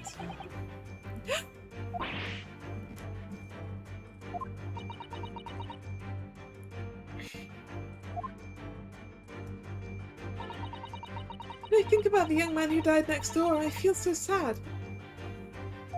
And when I am sad, the pain from this wound is worse. And it is that very pain that evidences your inextricable link to the victim's death. So we ask, what was the nature of this intruder that stole into the victim's cabin on that portentous night? Why, naturally, it was the friend with which you boarded this vessel, was it not? Ha, as I suspected, another telltale glance. Without doubt, your friend is the writhing serpent. It is not. It's a cat. It seems likely that the scratch mark on the back of Miss Pavlova's hand was made by this friend of hers, doesn't it? Except, snakes don't have claws, do they? No, they don't. They don't even have hands or feet on which claws might grow. Well then. If that snake isn't her pet, what is? What is the true identity of this friend of hers? We should follow her gaze, Naruhodo-san. That's where we'll find the answer. Seaman Stroganoff? Maybe it's Seaman Stroganoff. Maybe he scratched it. There's no doubt, is there? She looks in this direction. Straight at Seaman Stroganoff. Well, they do seem to be friends of sorts. But I can't imagine how he could possibly fit through that ventilator. Don't forget that I managed to fit inside Kazuma's trunk when we first boarded this ship. I would ask what that proves, but I think an equivocal little smile would be more effective.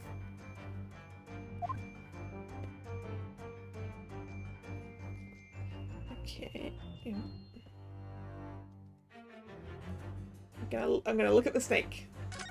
Hi, snake.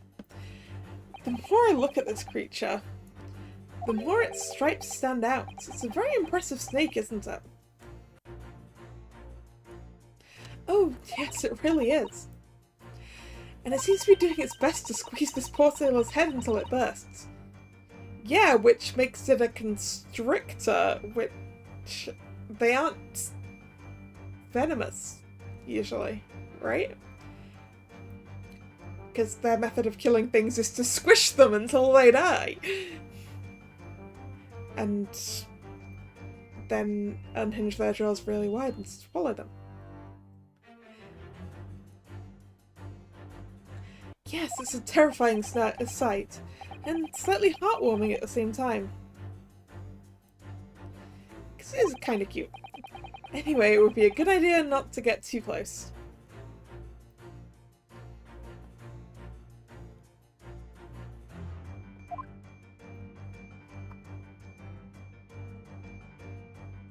Teapot. Ah, there's a picture of her with a cat. Okay. I have a feeling that it was this teapot Miss Pavlova's eyes flickered over to before. You think this is the friend she's been talking about? Well, we're all different, aren't we? Whatever we might say about it, if that's the way she feels... I don't think I'll say anything about it then. You and the teapot can discuss it instead. Wait, that's not what I meant.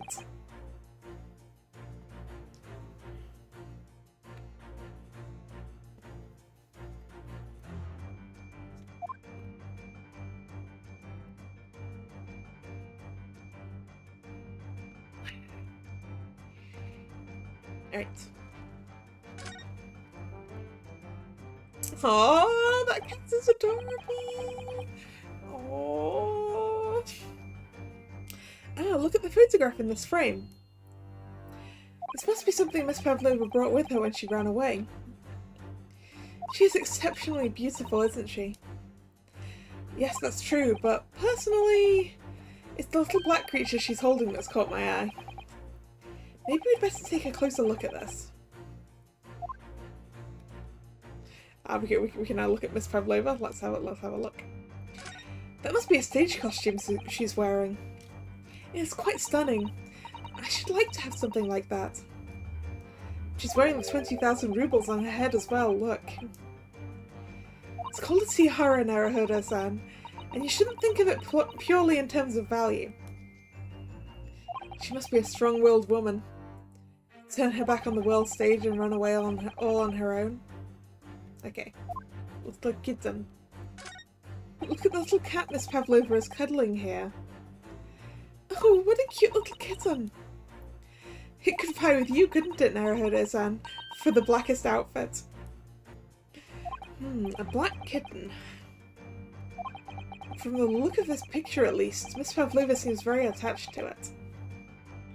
You know, that doesn't... When I thought it was a cat, I thought the speckled band was going to be its tail, but this is a black cat. It's not speckled! Well, I mean, she was holding something speckled behind her head and behind her back, so... anyway. From the look of this picture, at least, Miss Pavlova seems very attached to it. Okay. Present! Yes!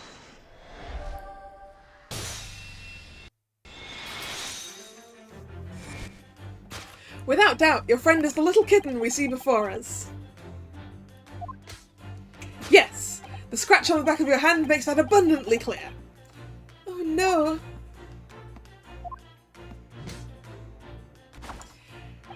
The whereabouts of this black kitten isn't clear, but what is clear is that you brought the animal with you when you ran away, didn't you?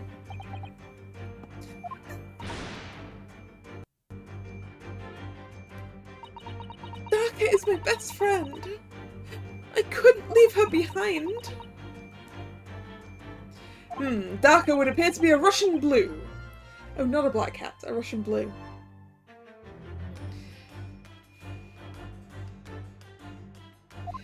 And yet, that fact leaves us in a quandary.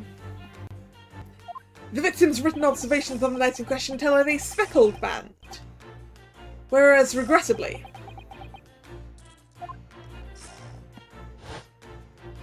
this specimen's markings do not fit that description in any way.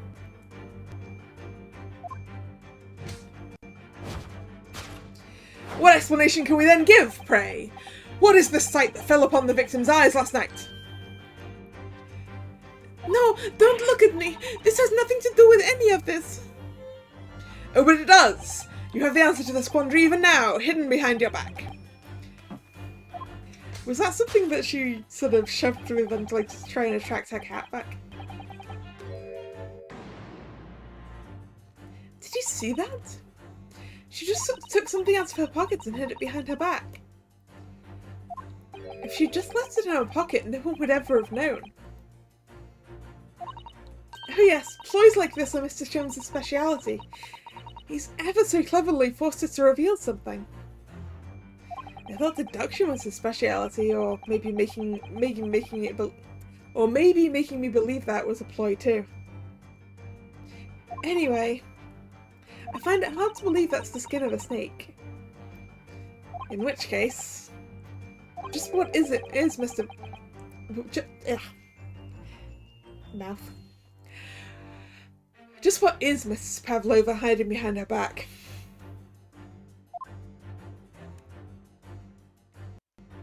It's a cat toy! Cat toy, cat toy, cat toy, cat toy, cat toy. Well, it is speckled, and it is a band, but what is it? It seems to be soft and fluffy, a long piece of cloth of some sort? Well, it looks like a handle at one end. I think it may be a cat's toy. This sort is common in the West, apparently. How is that a toy for cats? Cats like to chase the band around and paw at it. Kittens in particular love that sort of play. You only need to wave it in front of them and they pounce to catch it. It sounds positively adorable.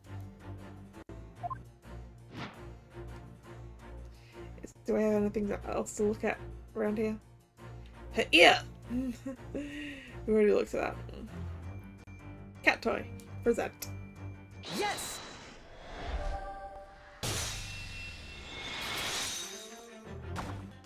Yes! The thing you're trying but failing to conceal is, a cat's toy. Precisely, and the true nature of the now infamous speckled band.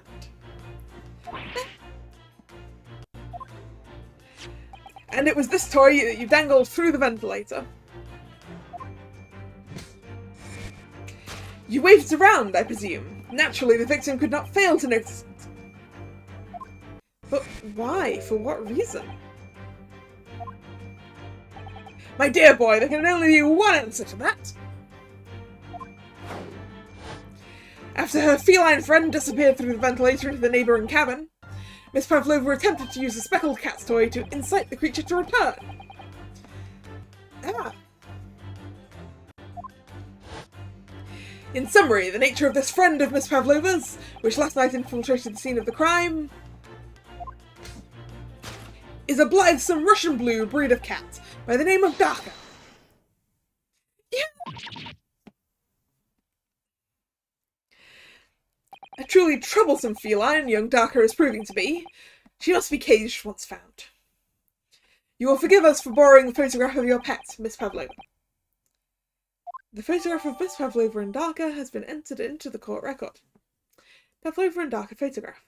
A photograph of Miss Pavlova and her friend, a kitten named Darka. The tiara she would wear on the stage can also be seen.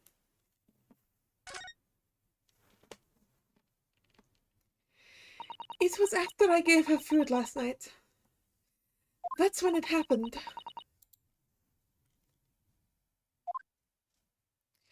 She scratched the back of my hand and then ran up the bell cord.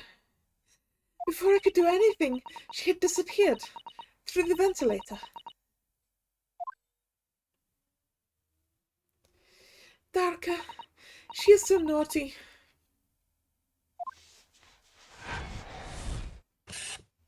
My beloved kitten. And I don't. And now for the cause of death.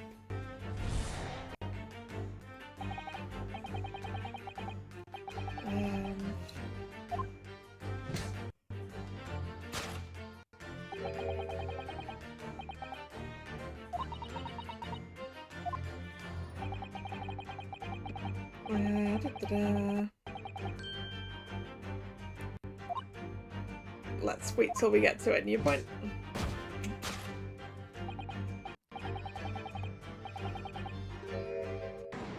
Terrible venom. What Mr. Shelms says is true. There were no signs of a wound anywhere on Kazuma-sama's body. That's right. But Mr. Shelms seems to be unaware of one very important detail. Kazuma wasn't poisoned. Yes, it would seem so. Let's give him the information he's missing now.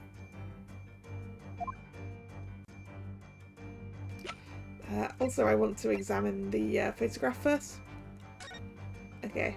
I can't turn it around or anything. I wanted to see if I could. Post-mortem report. Present. Yes!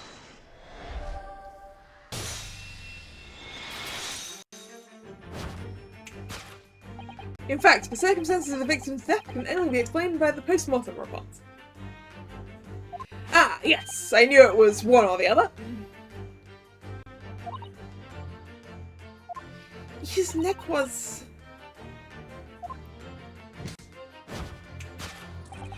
I guess a constricting snake could break a man's neck.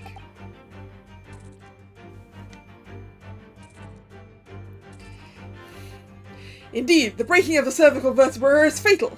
Only that Goliath would be strong enough to survive that. Seeming strong enough isn't some immortal freak, you know. The jury's out. Anyway, we have it on good authority that the victim's neck was broken. Now, if we shall take that as fact, we can reasonably imagine that there remains evidence to affirm it at the scene of the crime. Oh no, could there be...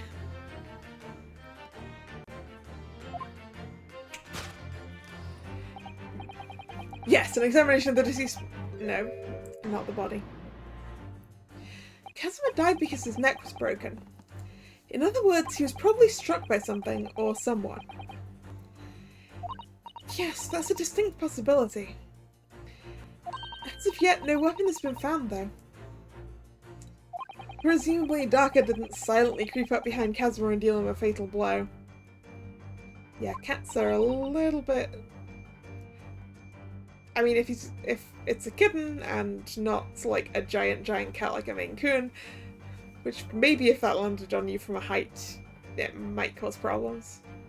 Probably not as bad as a broken neck, though. I suppose it's possible that he had a fall and hit the ground awkwardly. It could have been a terrible act of misfortune that broke his neck completely by accident. You mean he could have tripped over a cat and fallen to his death?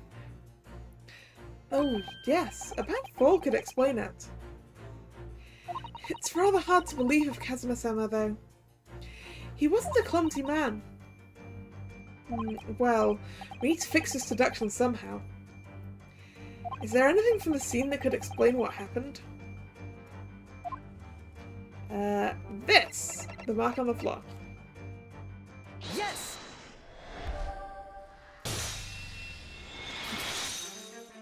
Yes! An examination of the mark on the floor will prove the cause of death conclusively. This particular mark, so prominently visible next to the victim's body, is a deposit of shoe polish. Shoe polish? Indeed, positively identified by a little analysis device I constructed, which I carry now as a matter of course.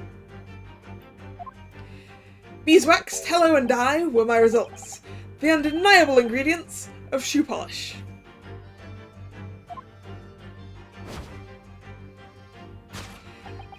And the colour of the polish is a perfect match to the colour of Mr. Asogi's laced leather shoes. Looking at this mark, it's not hard to imagine what happened. For some reason, Mr. Asogi must have caught his foot at that point on the floor and tripped. Please, no. And by dreadful turn of misfortune, caught his neck against some immovable object as he fell to the floor. Suffering a fatal blow to the spine, the victim's vertebrae shattered, and in that instant, he lost his life.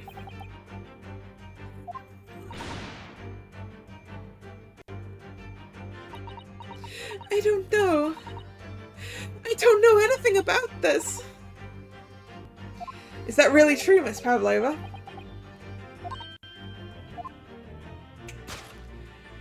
What about the evidence left at the scene where Mr. Asogi lost his life?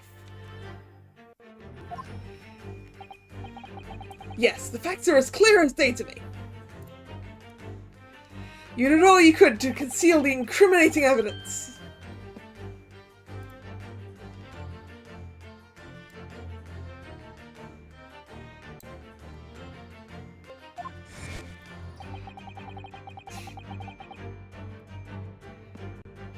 But now your involuntary glance betrays the hiding place you chose.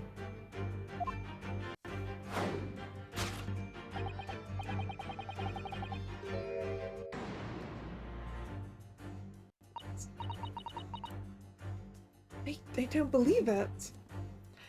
Kazumas merely tripped over and now he's no more? It can't be true, I refuse to accept it.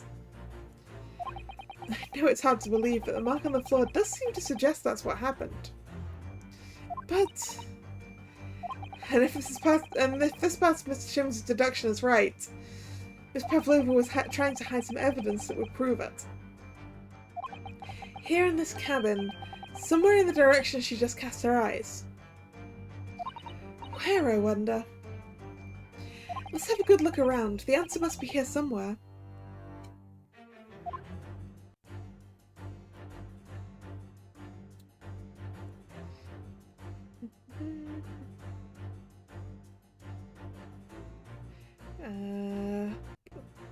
Let's look at the travelling case.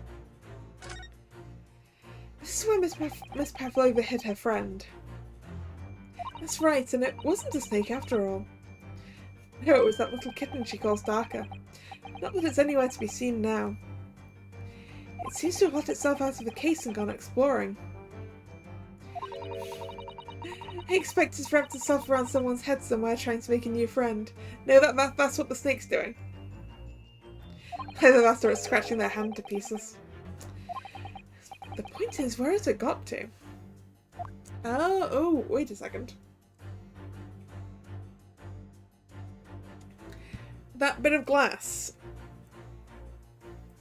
Is that the bell that was on the cat's chest? Let's look at the tiara. Ah, somebody appears to have dropped 20,000 rubles here. It hasn't been dropped in our Herzenager sign, it's been placed. I'm starting to sound like Mr. Shelms. Stop trying to sound like the great detective.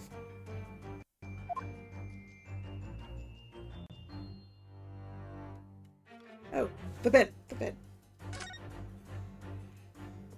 This is a waste paper basket. Perhaps all the first-class cabins have them. But Miss Pavlova only started occupying this cabin late last night. Presumably there's not much rubbish in here yet. Didn't we look through this earlier? Oh, what's that? It's a broken piece of glass. We looked at this earlier. Why didn't we find it? Seriously. Yes, it is. And I feel like I've seen it somewhere before. If it looks familiar, perhaps it's more than your mind simply playing tricks on you. Okay, present. Yes!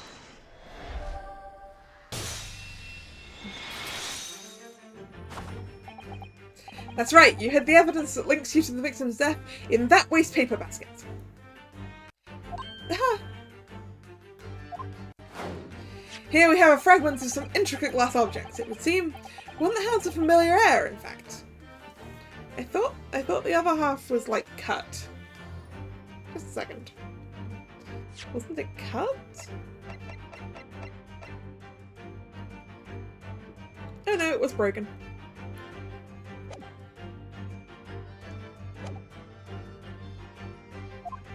Precisely! We found another piece of broken glass on the floor in Mr. Herzenager's cabin. And as you can see, the two pieces fit together perfectly. Oh no! So, Miss Pavlova, shall we consider what this tells us? Why would it be that part of this glass object, which was evidently broken at the scene of the victim's death, should be found in the waste paper basket in your cabin? Also, hello, Kevin.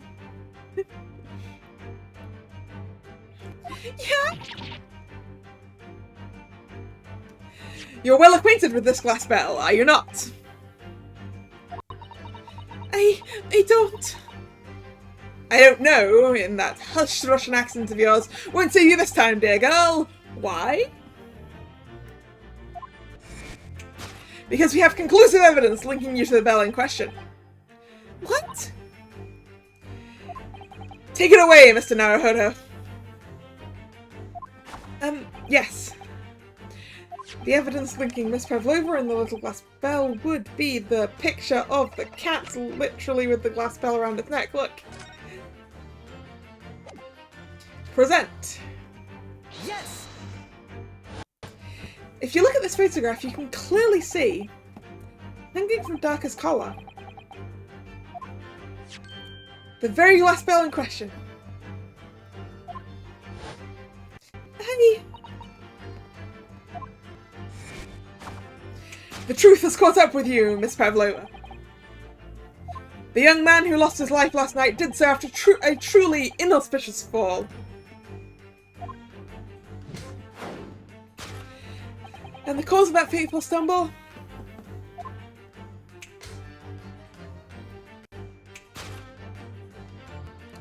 Your absent feline friend, Darka.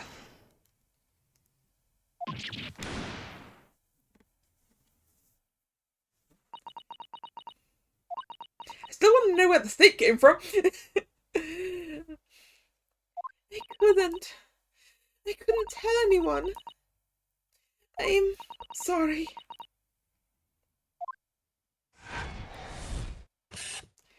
Death by tripping over a cat. Solved. Deduction complete. Elementary.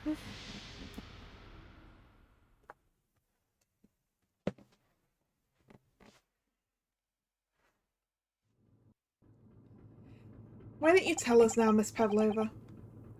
Tell us exactly what happened last night. It was a little after 1 in the morning. It was so late that I hadn't had time to feed Darka, so I gave her some food. And then, all of a sudden, she scratched me and jumped out of my hands. People do say that cats become very anxious and nervous in new environments. She was so fast, she disappeared through the ventilator before I could stop her. And that is how you acquired the rather nasty wound on the back of your hand, I take it. Yes. And I had read the, rules on the wall. I knew I was not allowed Darka with me. Yes, modern science suggests that animals can carry infectious diseases. It's a precaution, really. So I listened and listened, trying to hear if there was some noise in the next cabin.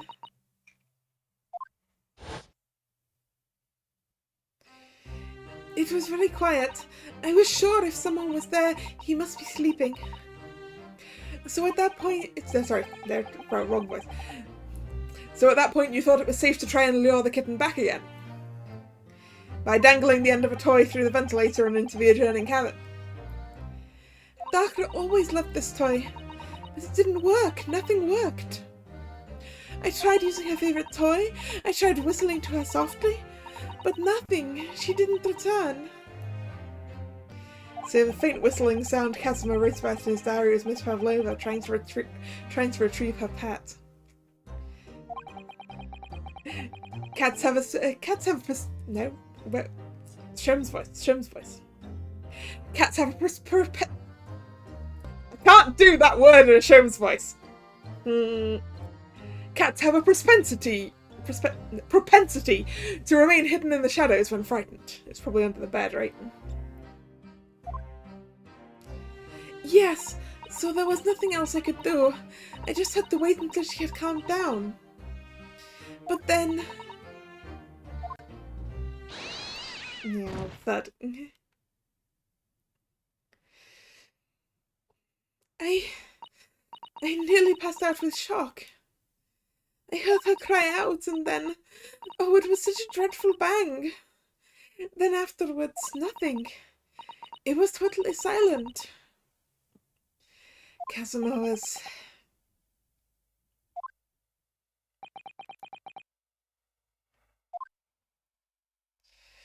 From the appearance of the brown mark on the floor, it seems likely that what you heard was the victim stepping on the glass bell and tripping up. The SS Barrier is a large vessel, but even she could pitch and roll violently without warning. If Mr. Asogi was already off balance as a result of the ship lurching when the kitten got under his feet, the combination of unfortunate factors could easily have caused him to fall over.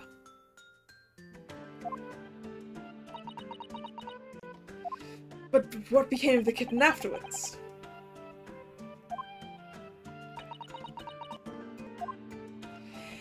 In the end, I managed to get her to come back through the ventilator.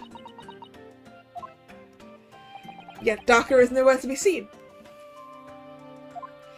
I must have forgotten to lock my case, and now she's disappeared again. Gracious, that cat is as insufferably restless as I am. Well, he knows something about himself, at least. When I woke this morning, I heard that a young man in the cabin next to me had died. But I couldn't bring myself to tell anyone what had happened. I was too scared. Scared that they would send me back.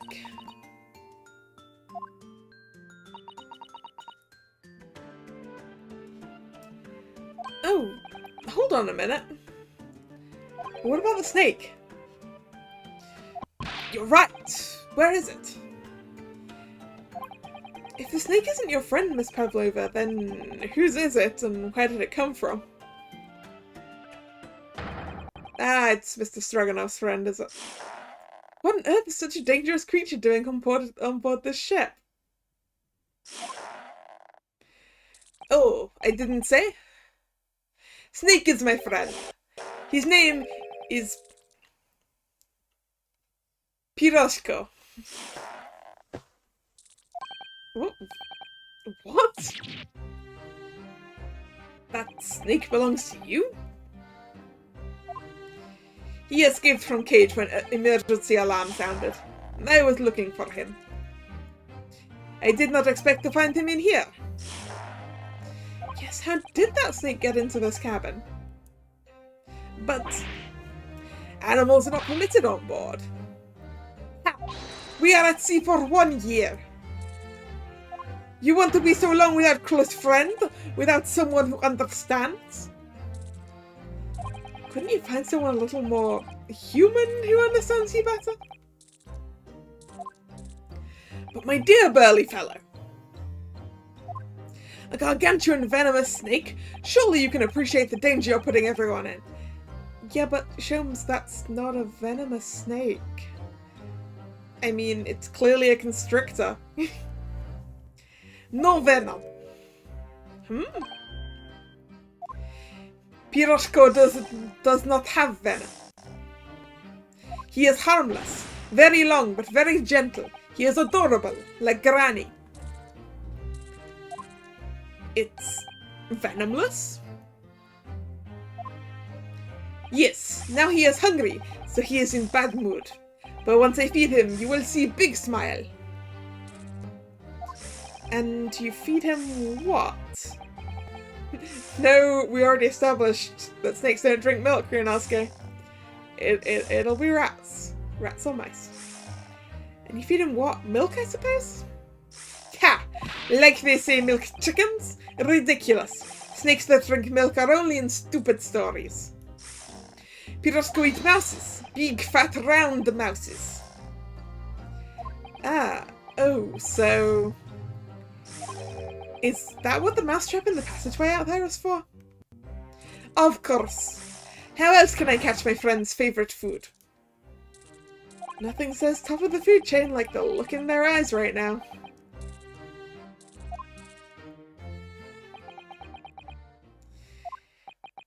It refuses to drink milk, it can't hear a whistle, it can't climb a bell cord, and it's not even venomous. How the deuce did something so inept land a starring role? It's not my fault. I do not make up stories. My Piroshko has nothing to do with this incident.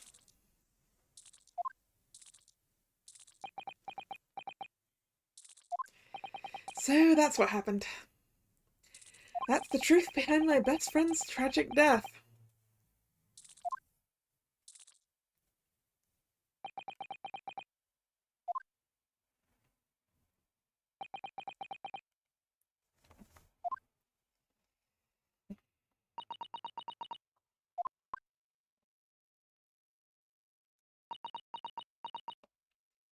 Miss Pavlova? I understand the difficult situation you found yourself in, and I do sympathise. But please remember this. A young man lost his life. If you're going to attempt to cover up your guilt with lies, then no matter what the circumstances, I cannot forgive you. But... What are you talking about, Miss Mikitova? What lies? Miss Pavlova just confessed everything. It was just a series of unfortunate events. An accident.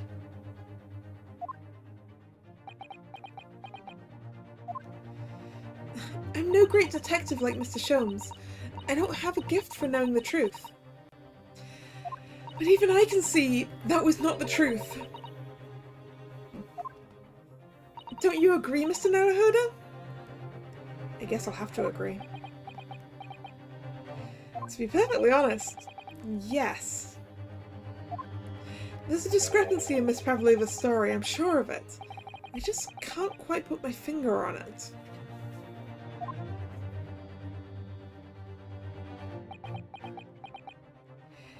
I confess, I was intending to let Scotland Yard deal with any outstanding issues on this matter. Oh. I am only present here for a very specific reason. The truth is, you, Mr. Naruhodo, are simply a distraction. A distraction? I do hope you've not been finding your shackles too uncomfortable.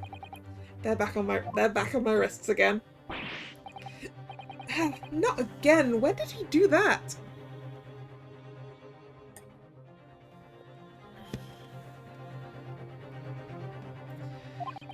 Especially as they're on your wrists as a result of my intervention. I was rather hoping I could resolve matters before we made our next port call. You were, Mr. Shelms?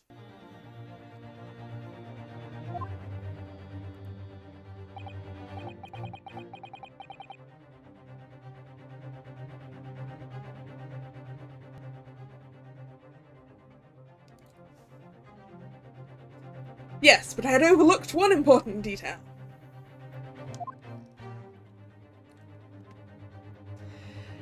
The deceased young man was a very close companion of yours, was he not? Yes.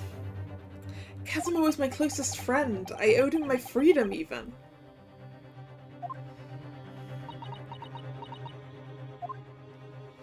In that case, we must follow this to its conclusion.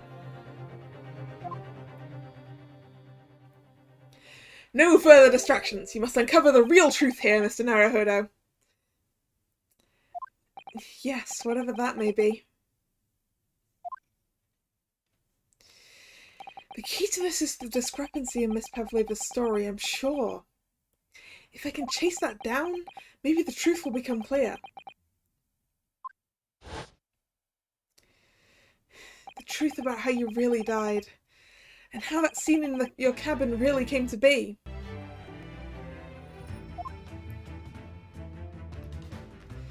Alright, I'll see what I can do.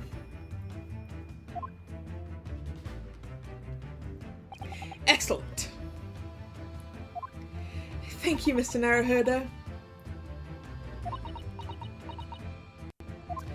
So then, shall we begin? Yes. What should we ponder first?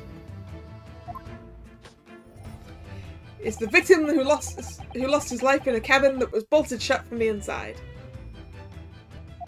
Oh yeah, we figured out why it was bolted from the inside earlier.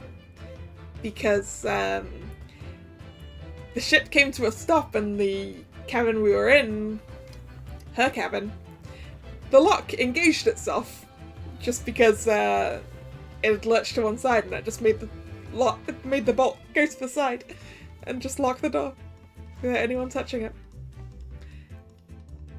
Or was it in fact no accident at all? That is what we must establish in the first instance. We've already established it, haven't we? Well, we haven't established how a guy who died from a snapped neck managed to write the Russian word for wardrobe on the floor. The man trapped over the kitten that had climbed into his cabin via the ventilator. Tragic, yes, but still an accident. Wait, let's just take a step back. It doesn't make sense if that's really what happened, does it? I'm going to have to ask you to spell it out for me, I'm afraid. Yes, it's starting to take shape now. There's a clear contradiction between the facts and Miss Pavlova's story here. The evidence is right there in Kazumas' cabin, it's undeniable. His death couldn't possibly have been a mere accident. Really? Let us show our hand, Mr. Naruhodo. Time to present the evidence. The evidence that proves unequivocally that the victim's death was no mere accident. Crime scene photograph? Yeah, crime scene photograph. Because it's got to be the Russian word. Let's go! Yes! The truth is clearly recorded in this photographic print. There's no way that Mr. Asogi could have left this message on the floor. That script, it's Russian, isn't it? Indeed it is! The word written means wardrobe. I see what you mean. Most people would leave a dying message in their native language. Japanese in this case. But maybe he was studying Russian. It is a simple language. He could have picked this up very fast. That doesn't seem likely. That's actually not the point. It makes no difference whether he knew Russian or not. Sorry, what do you mean? Exactly what I said before. There's no way that Mr. Asogi could have left this message on the floor. And the reason why is clearly explained in here. Damage to the cervical vertebrae resulting in instant death. Instant death. Ah!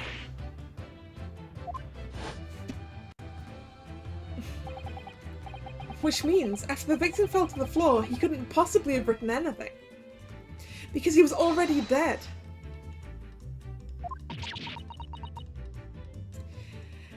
That's not the only reason either.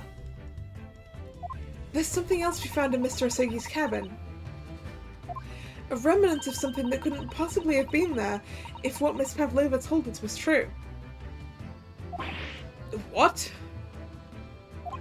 So Susato-san has noticed it too then. Putting his message on the floor aside, there's something else that gives the truth away. Another piece of evidence that proves this was no accident. In other words... Okay. Is it that?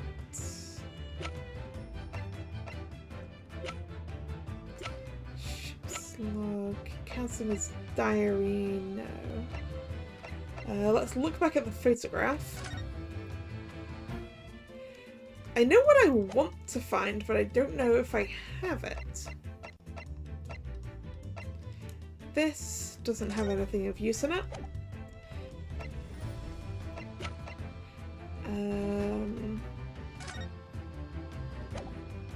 Ship's log. No, it's gonna be this. It's gonna be the half of the bell. Yes. This piece of broken glass next to the mark on the floor. But that's the glass bell the kitten had around its neck. We already knew all about that. It was broken in half when the victim tripped over on the cat and fell. Yeah, that seems... Why is there only one half of it, though? Because included in the bit that broke off is the bit that connected it to the collar. So surely both halves should have broken off. So we already have a satisfactory explanation. Where's the flaw in that logic? Unfortunately, there's a very, very big flaw. A fatal flaw.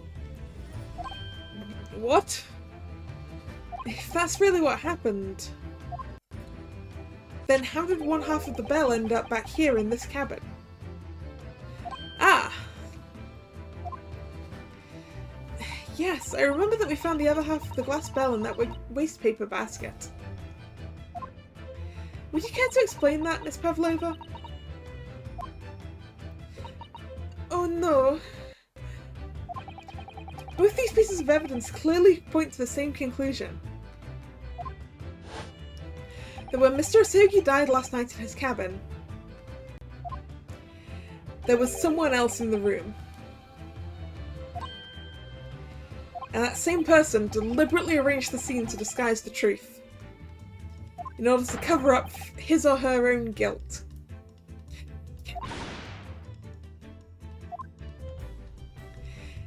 Yes, there was someone else present in Mr. Asogi's... Hold it! You are wasting time!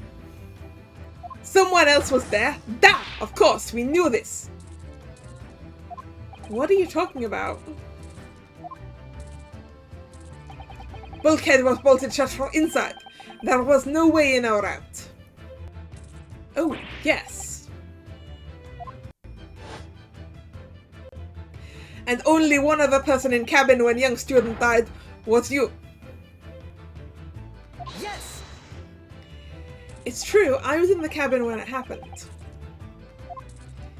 You were shut inside the cabin wardrobe, to be precise about the details. But I don't know Russian, there's no way I could have left that message.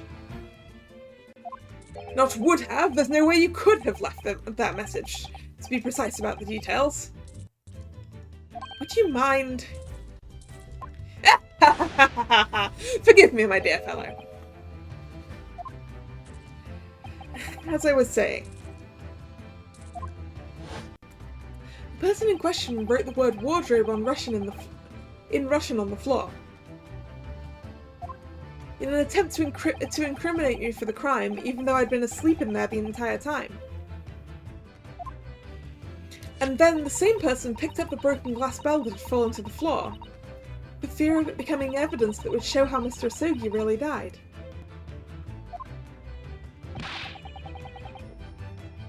But why wouldn't this person have taken all of the pieces of the bell away?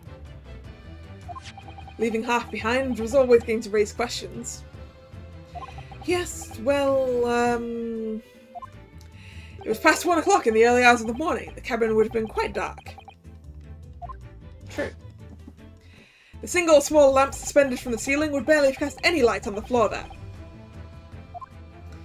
Little wonder then that the culprit failed to notice a fragment of the tiny item. It's not a fragment though, it's an entire half of it, but sure. You all suspect me, don't you? Hold it! Seaman Stroganoff? Nina is woman at sea. She is daughter of strong sailor.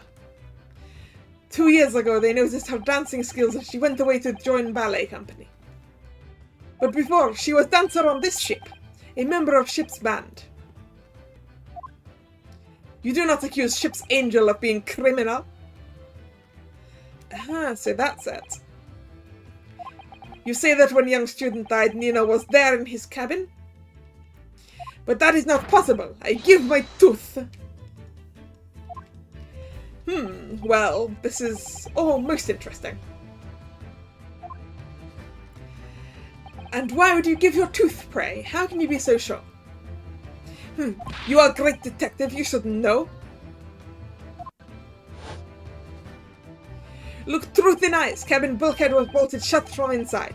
Yes, but I know why that happened. Nobody could go into cabin. Not Nina, not anyone. Or do you want to tell me that killer can walk through locked doors? Нет, it's impossible. He's right. No, we already figured out how the door could be locked. Come on, Ryunosuke, we saw it ourselves. But wait, I've read about this in detective stories. People often tie thread around door latches so they can open and close them from the outside. Susato, you were also here when this cabin's door locked on us. It locked on us without us doing anything. Because the ship lurched, which is also what caused all the books to fall over. Thread? Ah, you stupid. These bulkheads are not barn doors. Certainly not. These are watertight doors, as one would expect to find on any modern steamship. Constructed of heavy steel with not a gap in sight. No threads or needles or magnets could have been used. No, of course not. I thought so too. But Mr. Naruhodo suggested it earlier, so... Susato-san, how could you shift onto me like that? So Seaman Stroganov has a valid point. The cabin door couldn't have been bolted shut from the outside. Not necessarily! What? I put it to you that I could bolt this cabin door without laying a finger on it. And in this very cabin, we can see the traces of that method that I have in mind have been used before. I don't believe it. Well, Mr. Naruhodo, I believe you know what I mean, don't you? A way to shut the bolt on the cabin door from the outside. One way does spring to mind, yes. Do you really know what Mr. Shelms means, Mr. Naruhodo? Yes, and so should you. Because we've seen it happen. Indeed we have! So, would you care to do the honours, Mr. Naruhodo? Point out the telling signs of the method that was used to slide the cabin door bolt across from outside. Well, that's going to be the things that have fallen over right here. Da-dum! Yes! Look at the bookcase there. See how all the books and things on it have toppled over? That must have happened when the ship made its emergency stop before. Yes, that's right. It's a very powerful vessel after all. When the engines are thrown into reverse, a violent jolt goes across the entire ship. Any small objects that aren't fastened down are bound to fall over. I believe, yes, it's what's known as the force of inertia acting on the objects. Then nothing Susato-san doesn't know, or that isn't in her book at least. Well, whatever it's called, the same force that pushed over those books on the bookcase also made something else in this cabin move. The bolt on this cabin door. Ah! It was very obvious just after the emergency stop that the ship made earlier. We had come into his cabin not long before and we hadn't bolted the door. But then...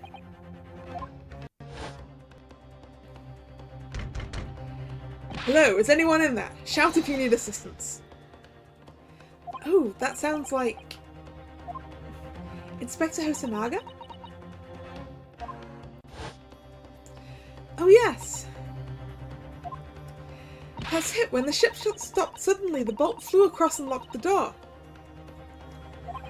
Yes, it's made of metal, but it's small and light enough to be moved by the ship's sudden change of speed. Or the force of ineptia, if you want to call it that. Ineptia. Are you trying to say that last night, after Mr. Asugi was killed...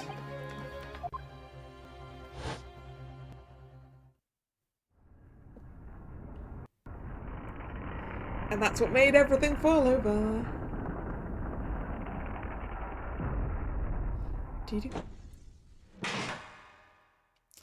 That made everything fall over. Look, just all things. The SS Borea made another emergency stop. Yeah, to pick up her. No, that's not right. Because she must have been already on board at that point. Ah. When I woke up this morning and looked around the cabin, I thought it looked a little odd. All the books on the shelves had toppled over, and all the ornaments. It was almost as if someone had run their hand across the shelves and deliberately knocked everything over. Oh, yes, I remember that.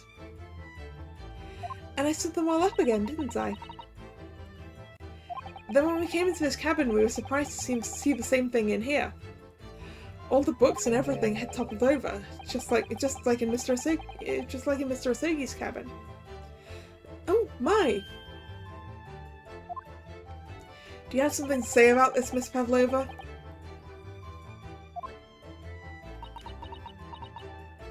Are you out of your mind? You say Burya made emergency stop?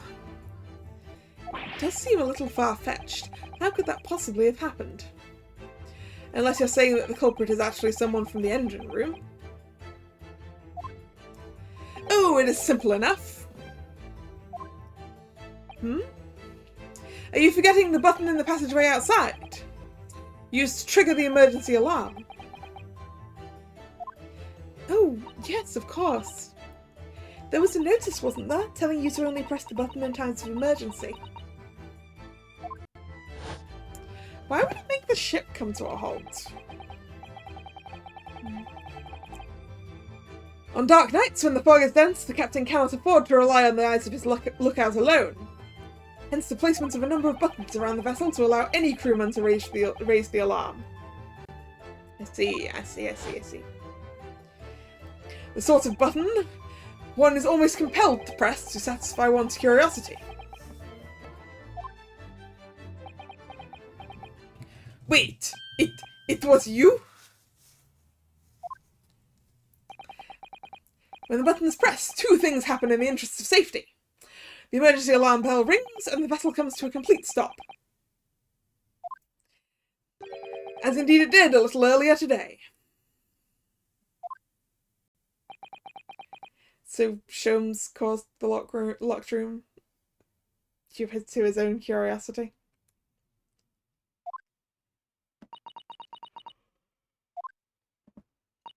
Mr. Shelms? Surely it wasn't you who... As I always say, a button has but one purpose in life. To be pressed, whatever the occasion. He sounds almost proud of himself. How dare you mess with ship? I report you to Captain. You are in much trouble now. Now, I'm sure all of that can wait until later. Let us not overlook the fact that we have now learned a valuable lesson. When the vessel makes an emergency stop, the bolts on the cabin doors slide closed. That means someone could easily get locked out of their room. That's a terrible design flaw. So, what we must now consider? Yes, it all comes down to one thing now. Last night, after what happened to Mr. Asogi, did this ship make an emergency stop, or did it not? Oh, sorry, he pressed the button earlier while we were in this room. Okay. You are idiots. Burya is a huge ship with many passengers. If we make emergency stop, even in middle of night, there would be chaos everywhere. What are your thoughts, Mr. Naruhodo? I still think there's something to be said for the fact that we all have a headache this morning. Well, it's certainly possible that some kind of emergency happened last night. We have evidence to support that idea. Really? What evidence, Mr. Naruhodo? Oh, the fact that there was nothing in the ship's log. Fascinating, do show us, my good man. What evidence promotes the theory that some emergency gripped this vessel last night? That would be the ship's log that had no entries from 2 AM until early this morning. Yes! Seaman Stroganov? It's your duty to patrol the first-class area of the ship, isn't that right? That is correct. Why? And the ship's log here, this would be where you record the details of your duties? What are you doing with that? That is mine! Ah, you rather carelessly left it atop the little makeshift bureau in the passageway out there. But as responsible passengers, we took it into our care with a mind to return it to you later. I left it there on purpose. That is where I put it always. The point is, looking at what you usually record, it's clear that under normal circumstances you write the phrase "nothing to report" every 30 minutes. But from 2 o'clock last night until first light this morning, nothing was recorded at all. I'm actually surprised he didn't go back and write "nothing to report" or whatever. Anyway. Nothing recorded in the log? That is... because nothing happened. But if nothing happened, you would normally write nothing to report, wouldn't you? Indeed so, which tells us that shortly after 2 AM, something happened here aboard the SS Buria.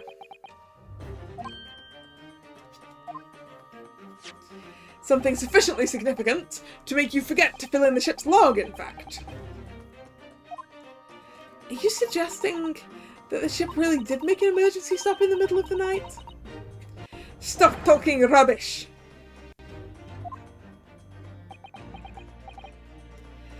If I'm perfectly honest, I find that a little hard to believe myself. Oh? Why? Well, because if something as major as an emergency stop really had happened, surely all of us would have noticed. That's very true. Thanks to the emergency stop we experienced earlier, we all know what it feels like now. The ship lurched so violently, and the alarm bell was so loud. I can't imagine that anyone would sleep through that, even if it happened to be the dead of night. Well, no, that's a good point. I'm still leaning on the sleeping drugs in the chicken theory. And also, I need to go take a quick break. Sorry, just a second. And I need to refill the drink.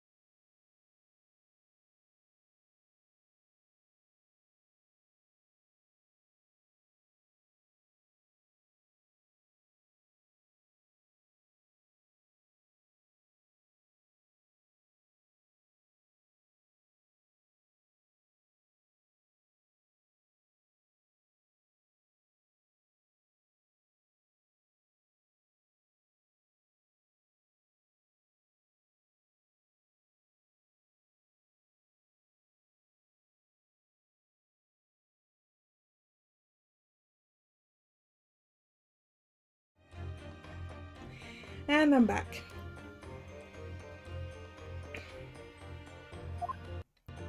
What of the throbbing? Sorry? What do you mean? Your head, man! The throbbing of your head since this morning. We've all suffered with it. Oh, yes, I have had a headache, you're right. In fact, I haven't been feeling myself since I woke up today. Nor have I. My head has been feeling heavy ever since dawn. Yes, you've all been afflicted, haven't you? Just as I suspected. He's right, my head's been throbbing today too. Hi, Fire! We've almost solved this locked room mystery, because it wasn't a locked room in the first place.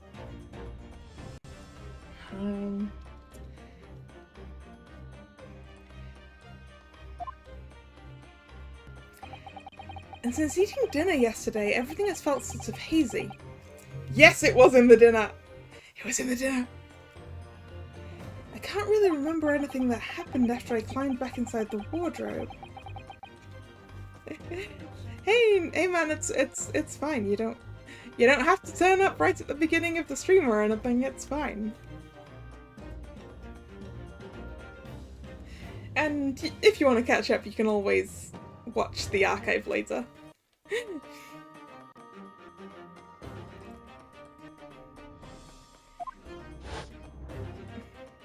Yeah, I definitely still think that chicken was drugged. And of course, being as how he didn't eat the chicken, my good friend was not passed out, right? That's my theory. The first thing I noticed this morning was a throbbing pain in my head. I had already been dragged out of the wardrobe and had those handcuffs put on me by that point. Why didn't I wake up when all of that was happening to me?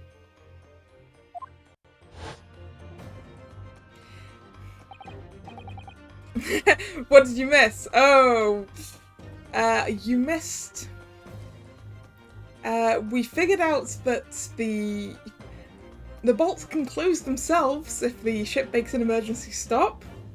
We figured out that the lady's pet is a cat. And she's tried to make it out like our good friend died in an accident from tripping over her cat.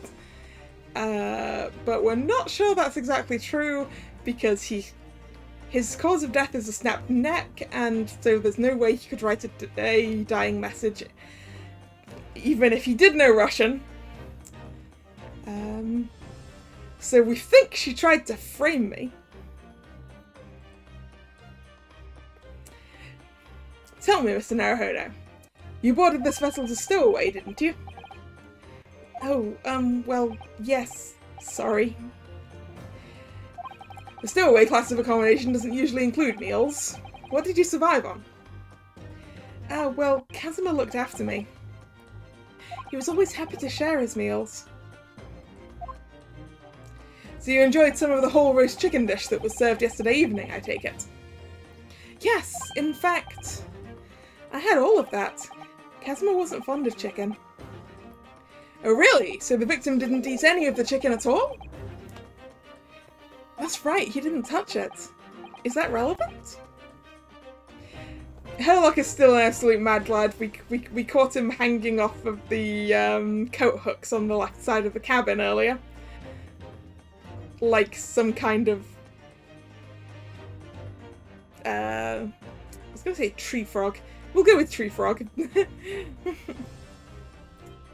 was all kind of curled up like one, right? So. That's right, he didn't touch it. Is that relevant?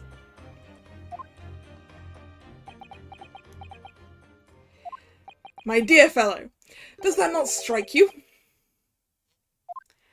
Oh. Mr. Shelms, do you mean to say that there was something wrong with the chicken? I do.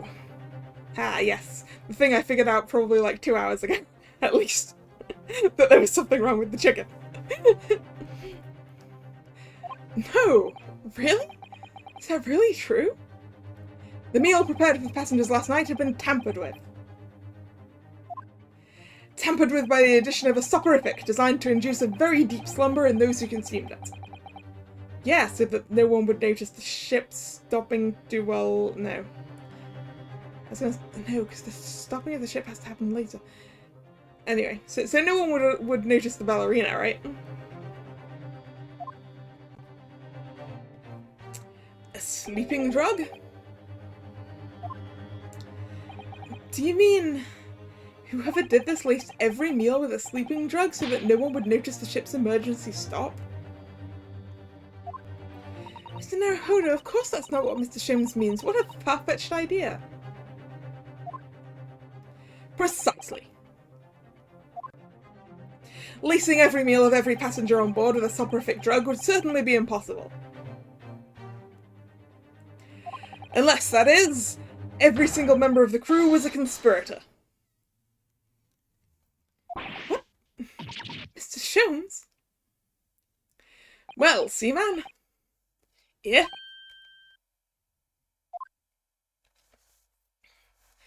I'm sorry to say that any more deception in this matter will get you nowhere. Well, yeah, I mean, they abducted a ballerina. And they didn't want anyone to notice, so... If you refuse to talk, then there would have to be... If you refuse to talk, there would have to be an inquiry made through the shipping company, of course. And were that to happen, every member of the crew, and the captain himself, would be hauled over the coals. For aiding and abetting a renegade.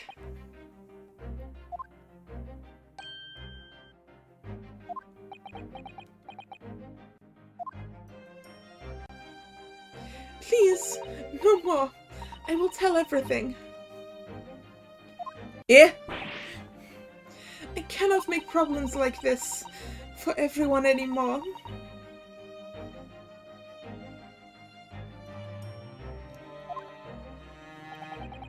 These crewmen are your former comrades, I believe. Yes, so when I decided to run away, I asked them to help me. We all agreed to help, everyone together. She threw away everything, her fame in the ballet, Mother Russia. We wanted to help our angel. I don't believe it. You are right. We put sleeping drug in chicken last night. Yes, I remember now. I did notice chewing on a lump of something strange and bitter at one point. Really? Da.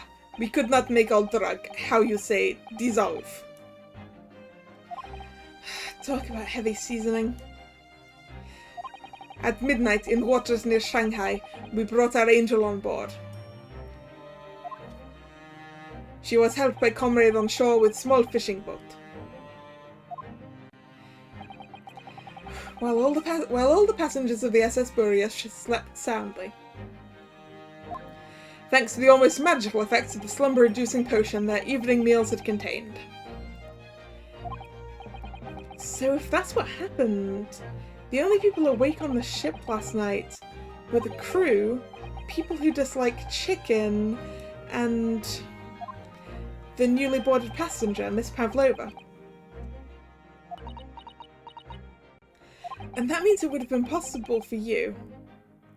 You could have used the emergency stop trick to lock Kazuma's cabin door.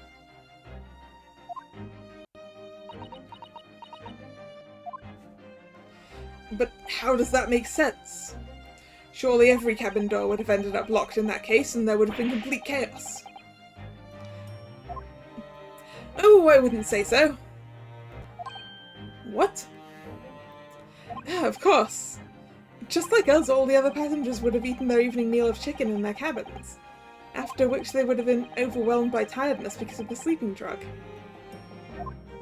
Quite. And accordingly, all passengers were already in their cabins for the night. Yes. The overwhelming majority of passengers would habitually sleep with their cabin doors bolted anyway, and so not one of them would have found it remarkable to find the door locked in the morning. In summary, in order to fasten the bolts of a single cabin door on the ship, the culprit brought the entire vessel to an emergency stop in the early hours of the morning.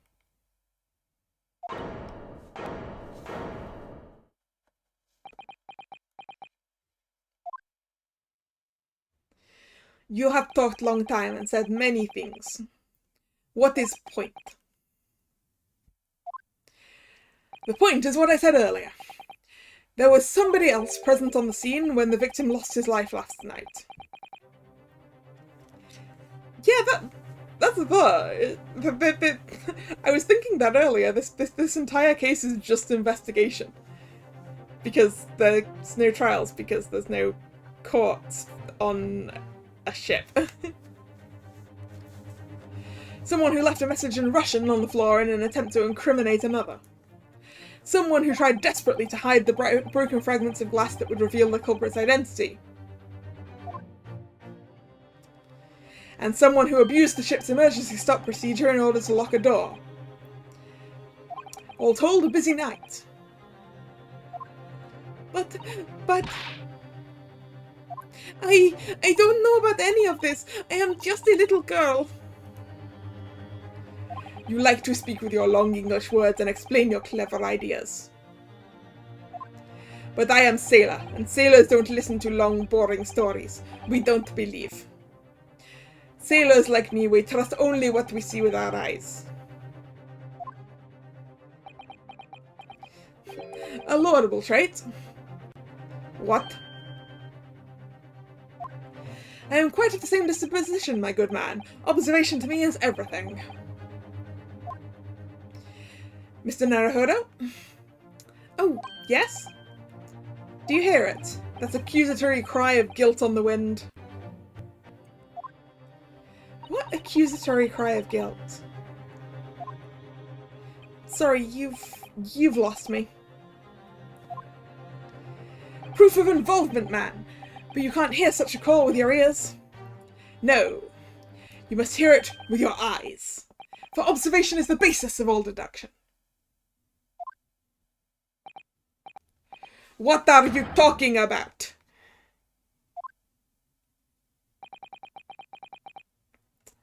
I believe the time has come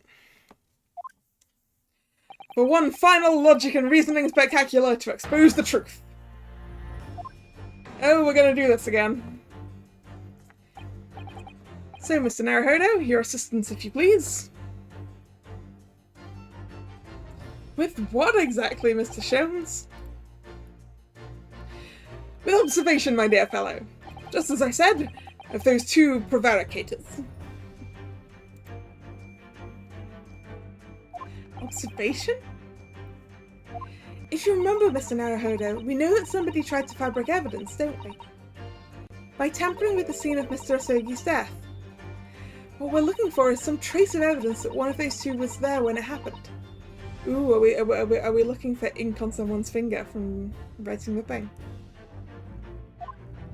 Precisely, you're delightfully quick to grasp my meaning.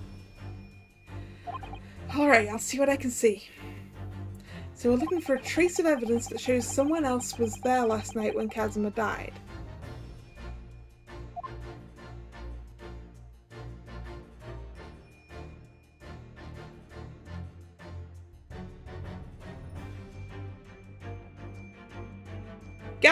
I can't see the fingers.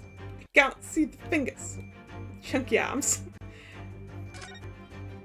He has arms like tree trunks, doesn't he? Hairy tree trunks. Yes, he certainly has sailor's arms. He's a born man of the sea. Even if I had been awake, I couldn't have done anything about being dragged out of that wardrobe by this man. Naruhodo-san? Are you alright? You seem to be lost in thought. Oh, sorry. Blame those hairy tree trunks. Oh, wait.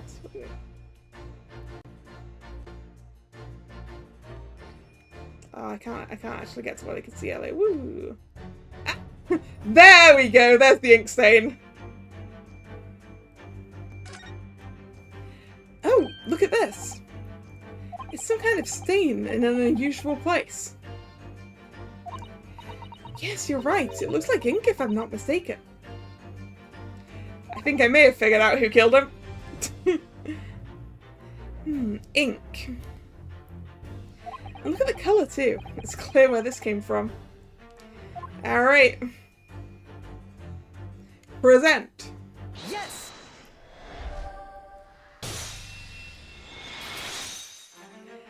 Seaman Stroganoff. You seem to have quite a large purple stain on the back of your white uniform there.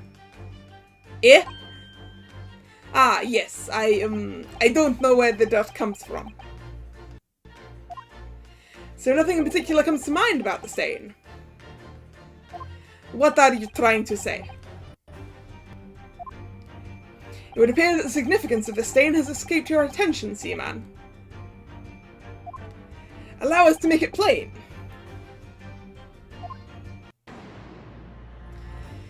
It's a very large purple stain on the back of Seaman Stroganov's uniform. And I think what made it is clear. Indeed it is. So, Mr. Naruhodo, present the evidence that proves it. My pleasure. Alright then, the evidence that proves what the stain on the back of Mr. Seaman Stroganov's uniform really is.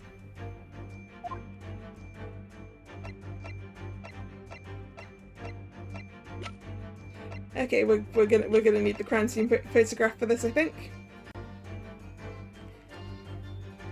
Yeah, I mean that's got the ink on it.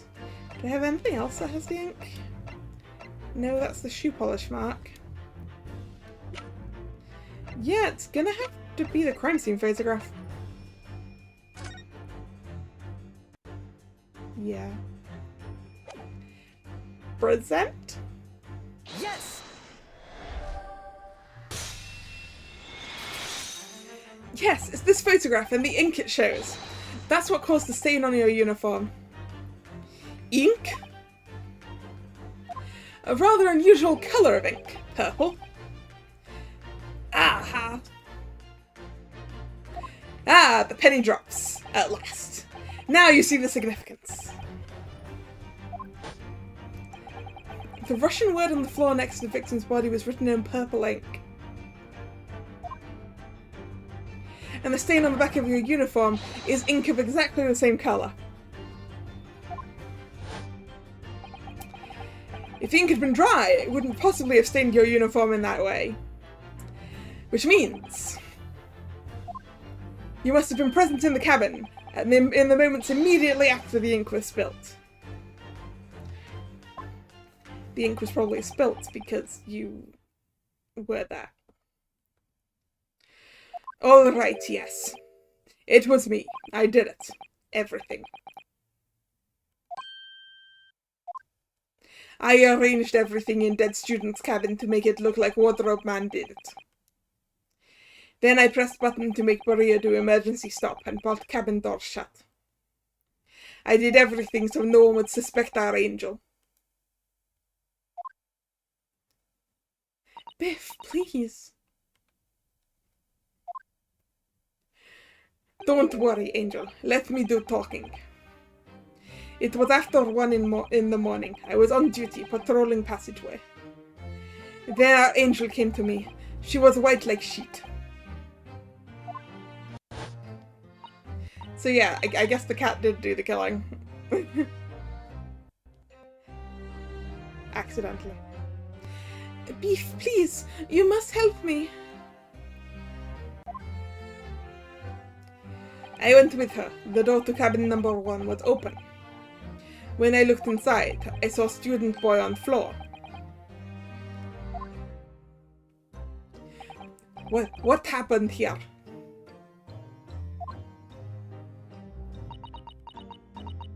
Please, don't tell anyone. My little one, my little furry friend. Everything that happened in cabin is like Angel told you. The kitten escaped through the ventilator into Mr. Asogi's cabin. Then he tripped over it and broke his neck when he fell to the floor. Oh, sorry, that was very. That should have been Ryunosuke's voice. Whoops! Sorry. The kitten escaped through the ventilator into Mr. Asogi's cabin. Then he tripped over it and broke his neck when he fell to the floor. Okay. Yes, that's right. So, after the incident when the cat ran away, Miss Pavlova visited the cabin next to hers, only to find its occupant lying lifeless on the floor. She said she was worried when she heard sound of someone falling on floor. That's when she went to look. No, Angel?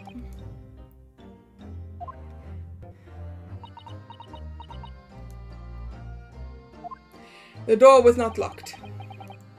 So she opened to look, and you already know what happened after.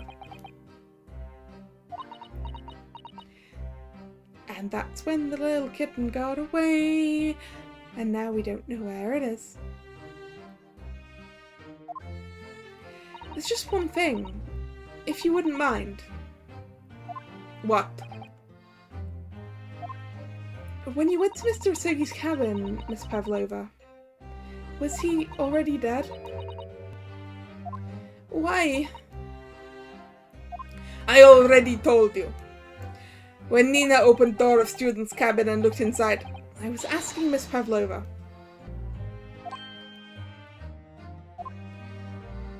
Well, Miss Pavlova? Da. Oh.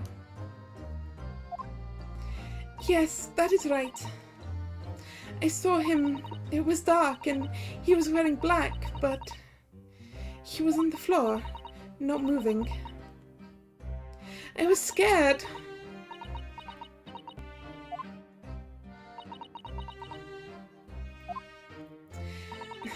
I understand, and I believe you. So is that finally it now? Have we discovered the real truth about Kazuma's death at last? Ah, something very nearly slipped my mind. Oh, Mr. Shelms? This photograph.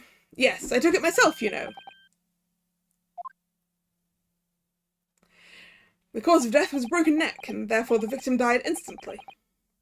And the unfortunate incident that precipitates these events, a kitten on which the victim stumbled. However, if those are the facts, there is one particular area in this photograph that seems to me somewhat unnatural. What do you mean, unnatural? What are your thoughts on the matter, Mr. Naruhodo? Oh, well. If Kazuma Churchland's fell and by some terrible stroke of bad luck broke his neck, which parts of this photographic print seems unnatural? The fact... Here. Here. Oh, no, wrong button. That button. Yes! This word in Russian clearly wasn't written by Kazuma. So if you're looking for something unnatural, that's the obvious point. Very true, it is certainly peculiar. But that's not what I meant by unnatural, I'm afraid.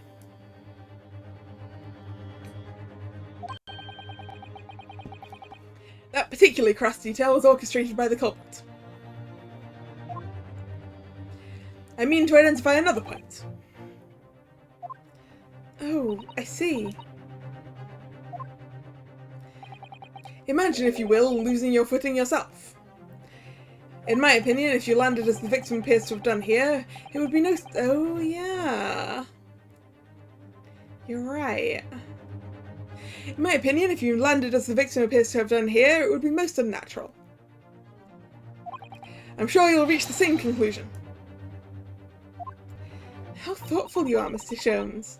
Thank you for your gentle guidance. If Kazuma tripped and fell and by some terrible stroke of bad luck broke his neck, which part of this photographic print seems unnatural?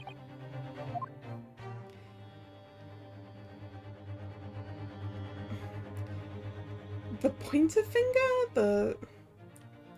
If he fell and broke his neck, wouldn't he have fallen backwards? Wouldn't he have fallen backwards? Here. Yes! It must be here, surely.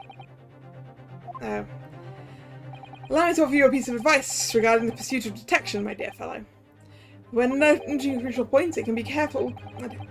When noting a crucial... No. Third, try lucky. When noting a crucial point, it can be helpful to keep your eyes open. They were open. And it can be equally helpful to use them. Ouch. Sorry. I'll try that. Okay, I messed up. I think that is plain what Mr. Shelms means by unnatural, isn't it? The word written in a foreign language underneath his fingertip, surely. No, that's not the one. That particularly crass detail was orchestrated by the culprit. No, I mean to identify another point. Yeah. We read this out before.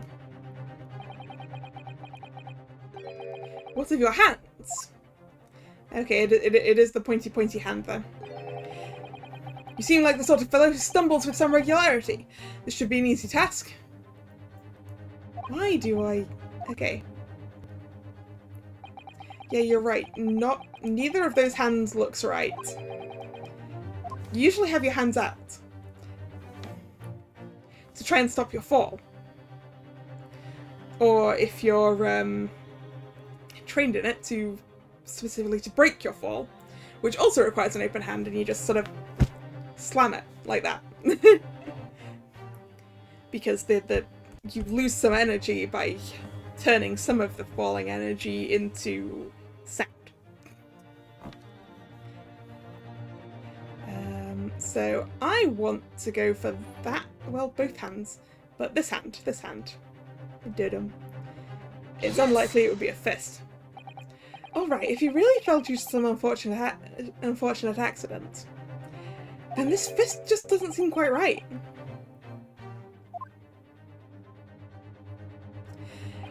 The exact same thought occurred to me. In a fall, one's instinct is to open the palms flat. Yet here we see the victim with his left hand tightly balled into a fist. Almost, you might say, as though he were gripping something. Is there something in Kazuma's hand that reveals the true perpetrator of this crime? What do you mean? Simply that I took the liberty of investigating the victim's fist a short while ago. You did? And what, pray, do you imagine I found there, my dear fellow? Mr. Shelms, show us, please. Why, of course, my dear madame. Would I keep you in suspense? Yay! That's where the other earring went. Woohoo! This is what I found. Oh, a crescent moon with a little gemstone in the middle. Yes, you're right, a crescent moon. It's very pretty, but what does it tell us? It tells us nothing. I'm not so sure. That crescent moon looks... It looks familiar somehow. I'm sure I've seen it somewhere before.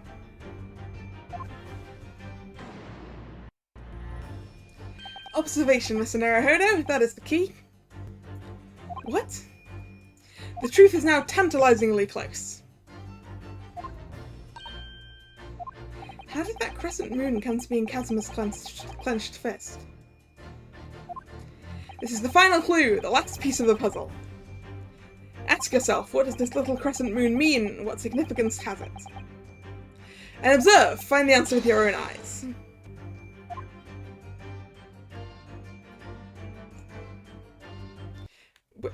This here. Da-don. Yeah.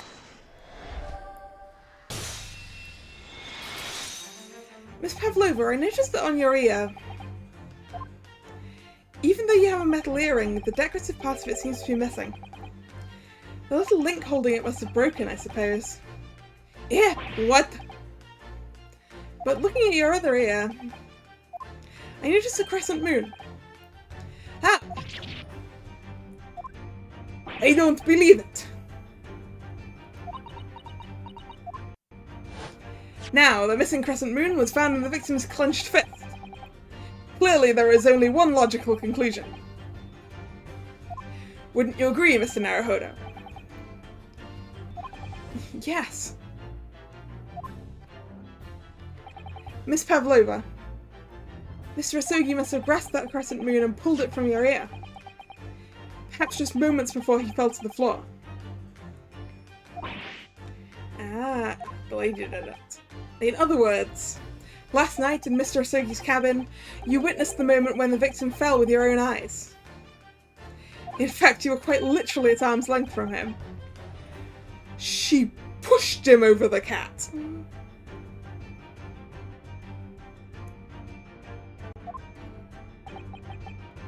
But then the question is, why did Mr. Asogi do that? Why did he pull your earring from your ear and hold it in his clenched fist during his final moments? Oh no. Angel? No one can protect you now. Please, Miss Pavlova, tell us the truth. Last night, what did you do to Kazuma? Ah! Hit! I don't know if that's a T, but hey, it looks like a T. When I think about everything that happened yesterday, it was too much. Running away, the fishing boat in the middle of the night, trying to climb onto this huge ship, and then when I was at last in his cabin and I could relax after this horrible long day. Darka, wait!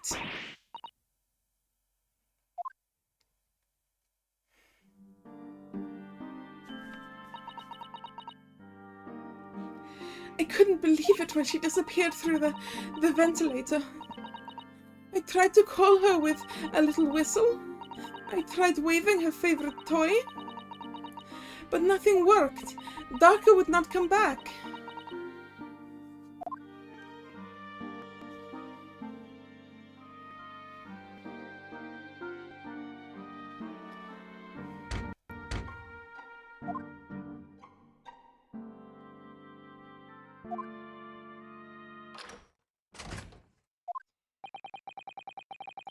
What are you doing here at this time of night, Inspector?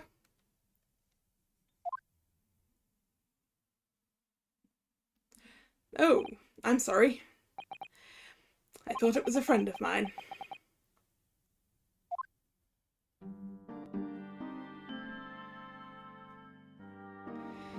The young man from your country, he was very polite and kind.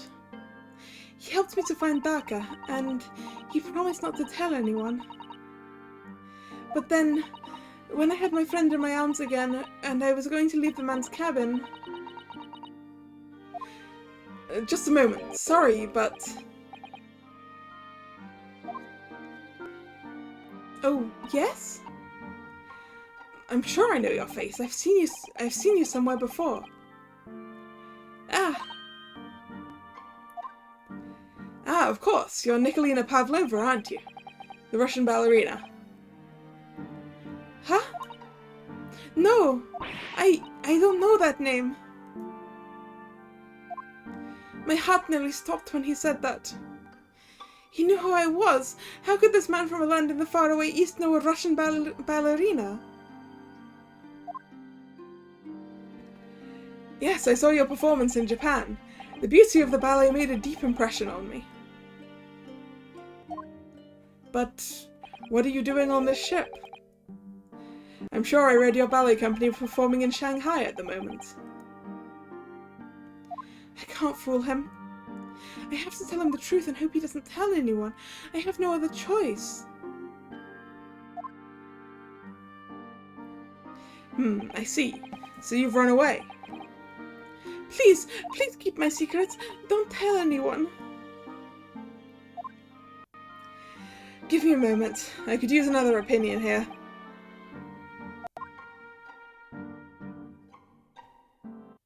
He's going to pull that cord.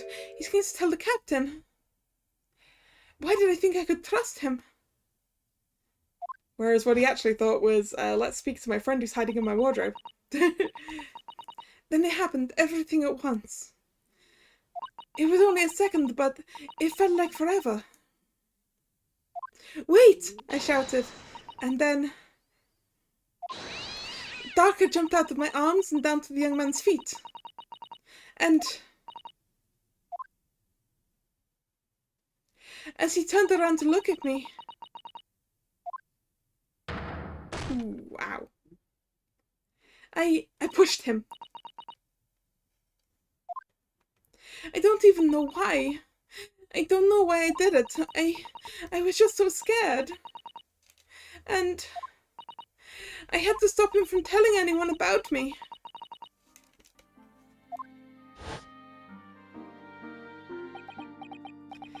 And that's when you went to fetch help? From Seaman Stroganoff, who was on duty out on the passageway? I heard Nina cry out and thud on the floor, so I ran to her. She was standing at cabin door, shaking like a leaf.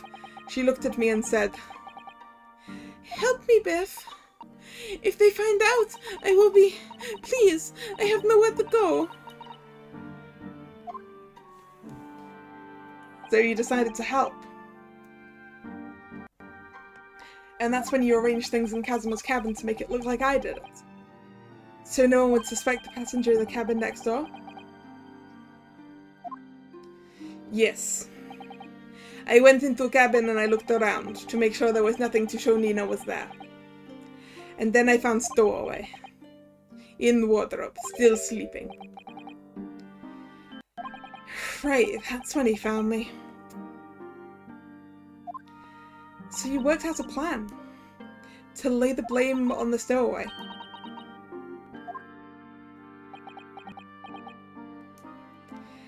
I closed the wardrobe doors and put back strange paper sign. Luckily for me, that's the only reason Suzette started to believe me when I said I was innocent. I dragged young man's body to a good place and used ink that was spilling to write on floor. I wrote garderobe, so the person who found him would look inside the wardrobe and find Stowaway. And tell me, what of the glass bell? It was by my feet, so I picked it up. I see. Good evening, Yuri. But it was dark in the cabin. I didn't notice the other half. Then Angel went back to her cabin, and I finished job. By pressing the emergency alarm button in the passage... Sorry, no, wrong. I need to pay attention to who's speaking. By pressing the emergency alarm button in the passageway?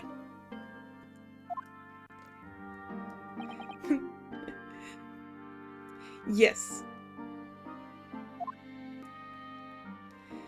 Accordingly, the SS Burya did indeed come to an emergency stop at little after 2 AM, thus enticing the bolt on the cabin door to slide shut, creating the locked room mystery.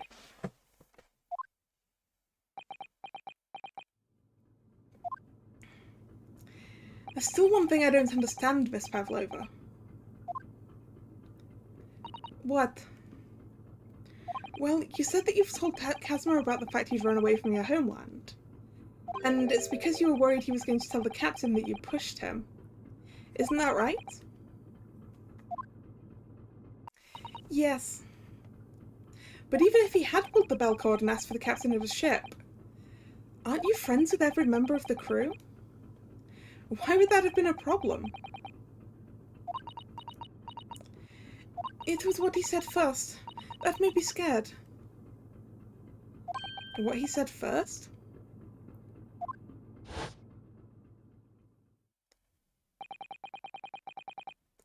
What are you doing here at this time of night, Inspector?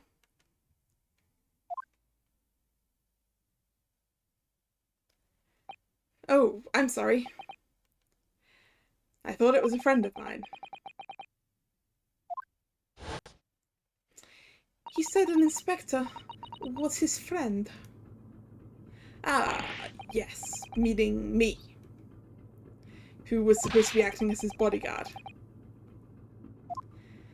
I thought if the police knew about me, they would arrest me.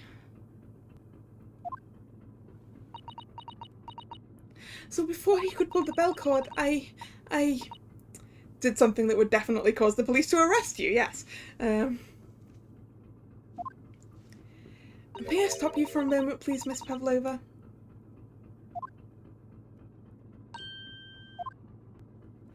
It just doesn't seem to make sense.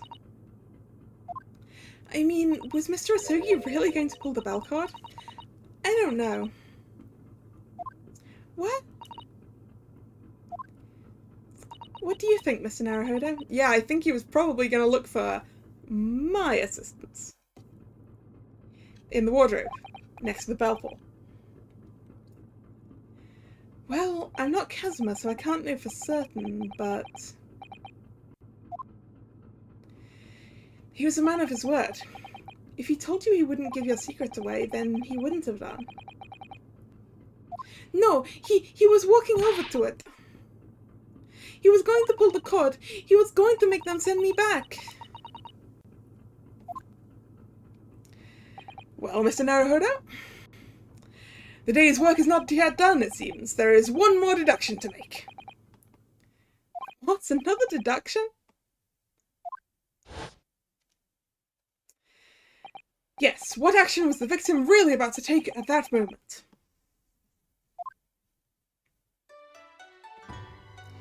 Can we determine whither the young man's gaze was directed?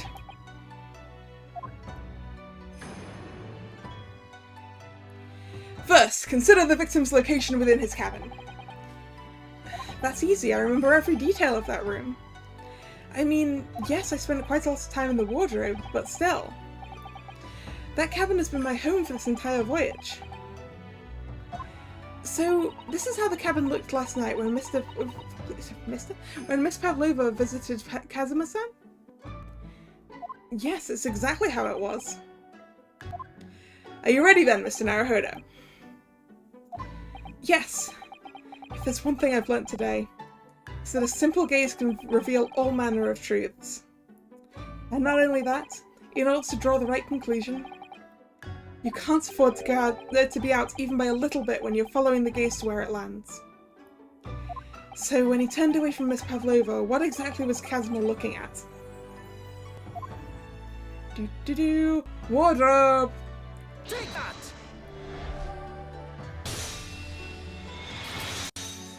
Considering everything that had happened last night, certainly it may have looked as though Kazuma was going to ring the bell cord. Yes, however,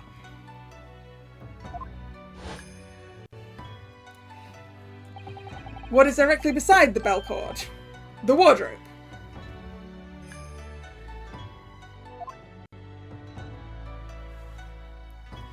The wardrobe? And more importantly, what was inside the wardrobe? The man's great friend, sleeping soundly. Ah! Miss Pavlova, please, think back very carefully. What were Mr. Asogi's exact words last night? Give me a moment, I could use another opinion here. Another opinion? Yes, but not from a member of the crew. No, Mr. Asogi intended to consult his close friend on the matter. To see if, between them, they might have been able to help in some way, no doubt. Oh no! Sadly, we can't know the truth for certain now. It's too late for that. But I wish you had made sure of what Mr. Asogi was looking at. Things may have ended very differently if you had.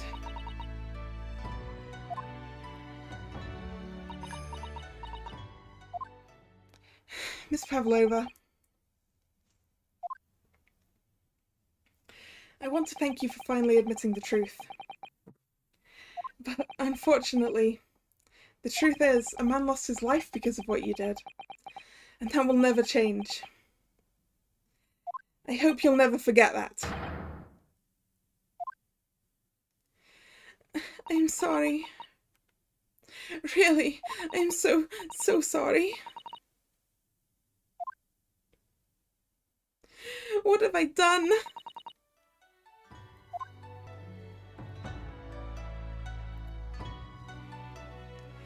And so, at long last, the mystery surrounding the tragic accident on the SS Burial was finally laid to rest.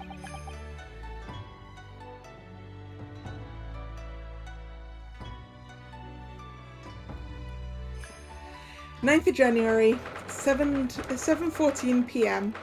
SS Burial, first class cabin, passageway. What will happen to Miss Pavlova now then?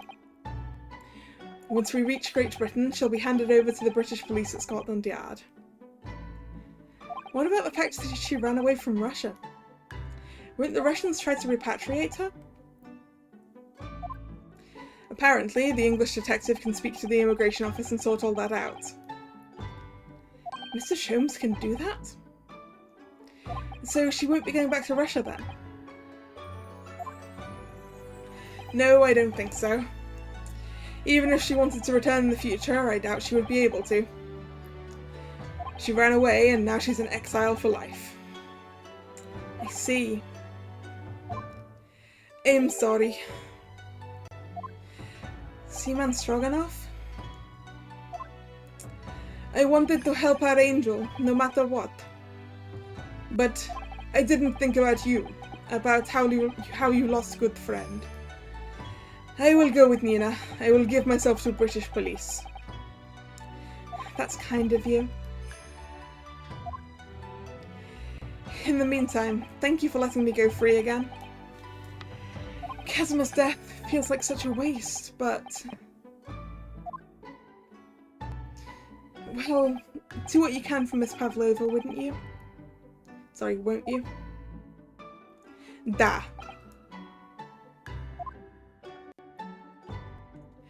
Well, I'm afraid you need to pack now. We're due to arrive in Hong Kong tomorrow. As much as it pains me, I'm going to have to hand you over to the consul to arrange your passage back to Japan. Yes. I did stow away after all. Couldn't really expect any different. So you should get back to your cabin now.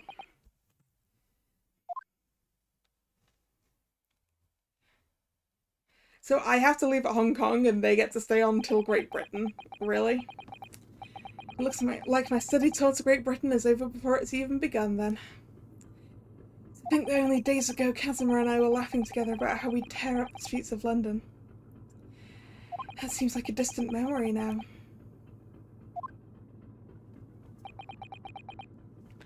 Oh, what's that? Is it someone weeping?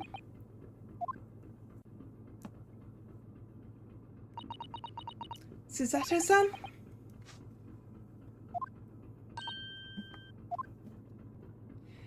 Naruhodo-san, I didn't know you had returned. Oh, well, I haven't been back long. Inspector Herzenager just told me I should pack, you know, ready to leave the ship tomorrow and all that.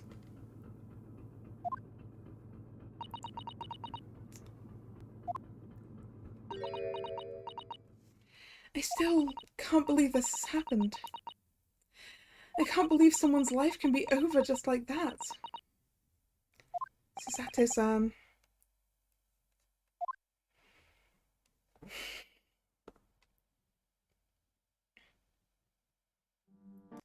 He had such grand ideas for this visit to Great Britain.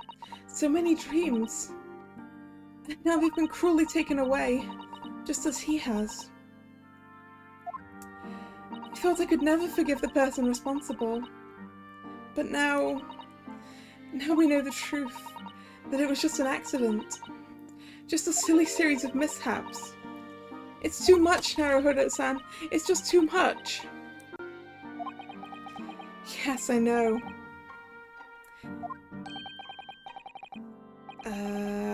Can I take a guess as to who this is? I'm gonna guess Pavlova. I wish there was something I could say.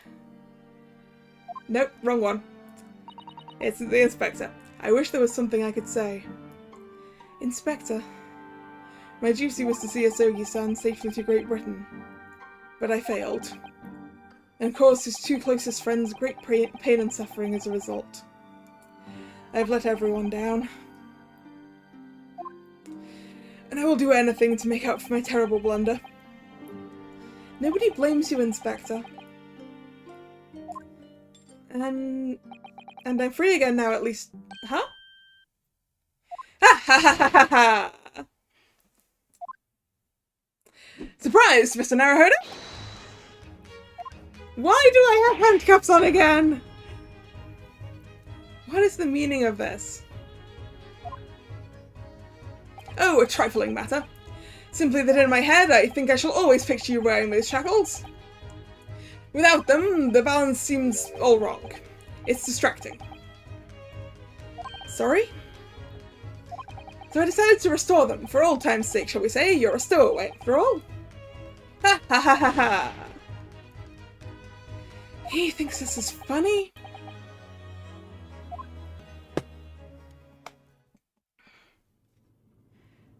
Mr. Shelms. We do appreciate all your assistance. I'd like to thank you from the bottom of my heart. Not at all, not at all. And though it's a little late, may I offer my sincere condolences. The loss of your companion is truly heartrending. I hope that you will be able to fulfill some of his aspirations in his honour.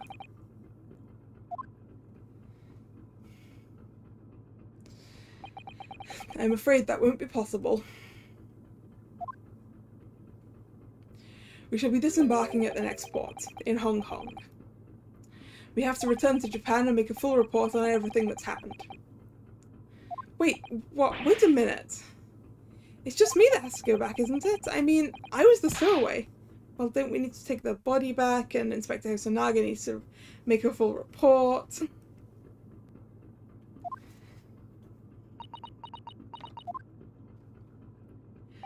The terms of this study tour were negotiated with the Departments of Justice in both Great Britain and Japan.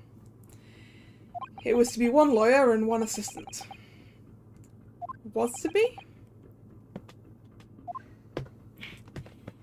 In the light of Mr. Asogi's unfortunate death, I'm afraid the study tour can no longer go ahead.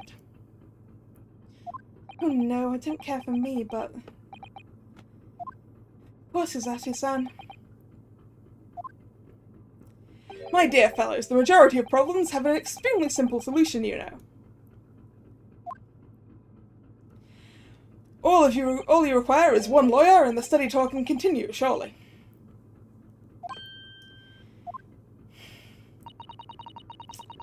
But there's no one else with the necessary qualification, Mr. Shelms.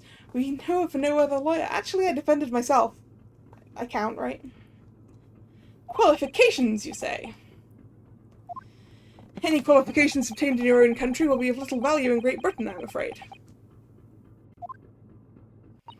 Oh, but anyway, the voyage to London still promises a good month of time. Ample opportunity, I would say, to find yourselves another suitable lawyer. Yes. Mr. Zato? Yes? Do you think perhaps I might be able to do it? Ah. But you're not a lawyer, Mr. Naruhodo. Oh, unless... Are you studying law? No, I'm not, but... I'm sorry. In that case, I don't think there's even a chance it could work. But as I said, there is still more than a month before we reach England's shores. Isn't that right, Mr. Naruhodo? Yes, I have a month in which to study, to learn what I must to become a lawyer in Great Britain. Mr. Naruhodo? That's ridiculous. Are you seriously suggesting anyone could learn all of that in just 40 days? There's only one way to find out. I would work my fingers to the bone, Inspector, every single day. Would you let me try? And if by the time we reach Great Britain I haven't learnt enough to be recognised as a lawyer, I'll take whatever punishment is deemed appropriate. But why put yourself in such a difficult position? For Kazuma. He said that there was something he had to do in Great Britain, and that he would sacrifice anything to make it happen.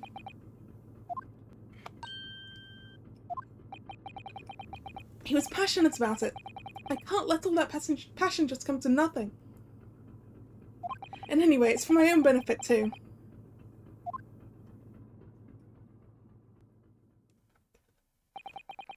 I will become a lawyer. I have to. What do you say, Mr. Zato?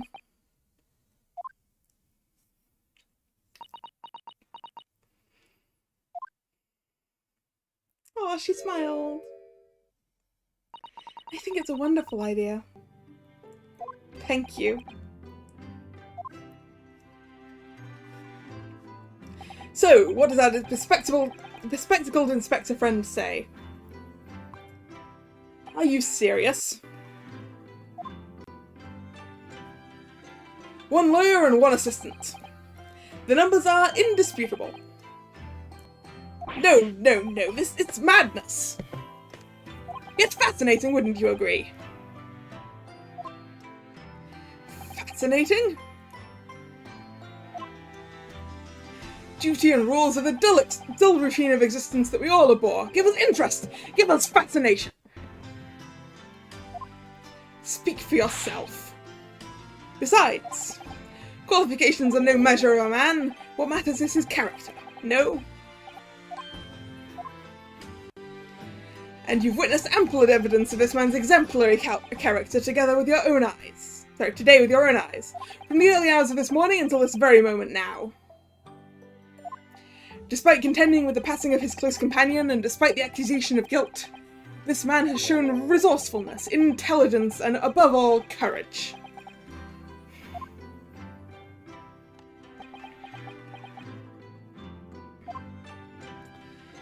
Very well.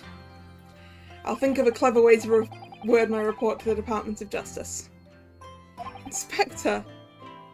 After all, I did just make a promise, didn't I?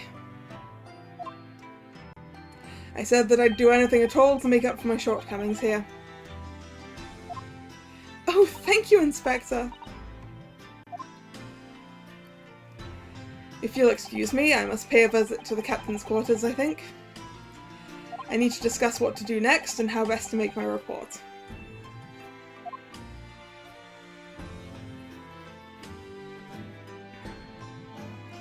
Are you really prepared to attempt this, Mr. Naruhodo?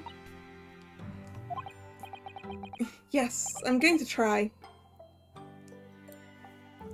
I wonder, would you consider teaching me what I need to know? Everything about being a lawyer?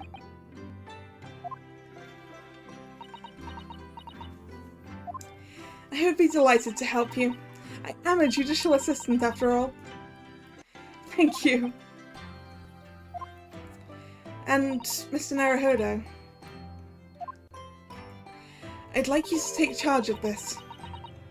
What, me? Are you sure? I'm sure it's what Kazuma-sama would have wanted. Its name is Karuma. It's a great sword that's been in the Asogi clan for generations.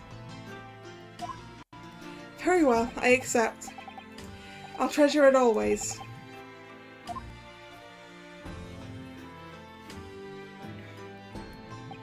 So then, Mr. Zato, it seems we'll be working together for some time to come yet.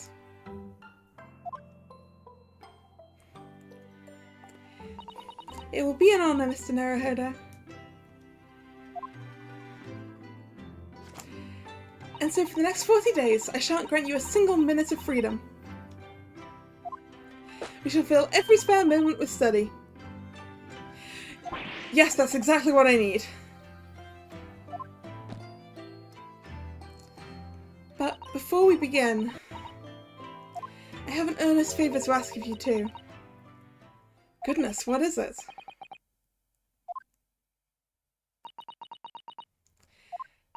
Please throw me to the ground. 3 times.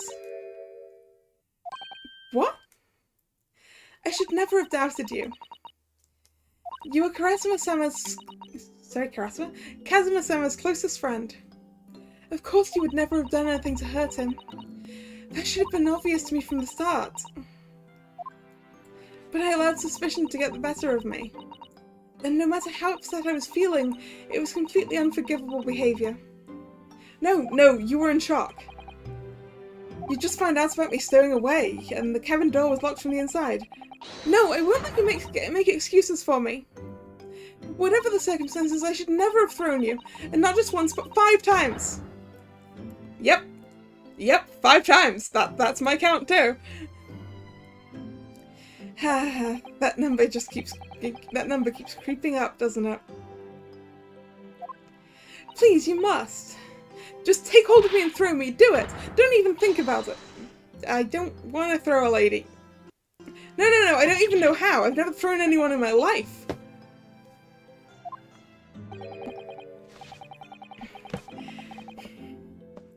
Did I tell you the story last time about throwing in judo? I don't remember. Very wise, Mr. Naruhodo. It isn't a skill one acquires without considerable training. Oh, Mr. Shelms. I observed your throwing technique several times with great interest. I confess I was most impressed. When did he see that? I presume it would be some form of Japanese wrestling.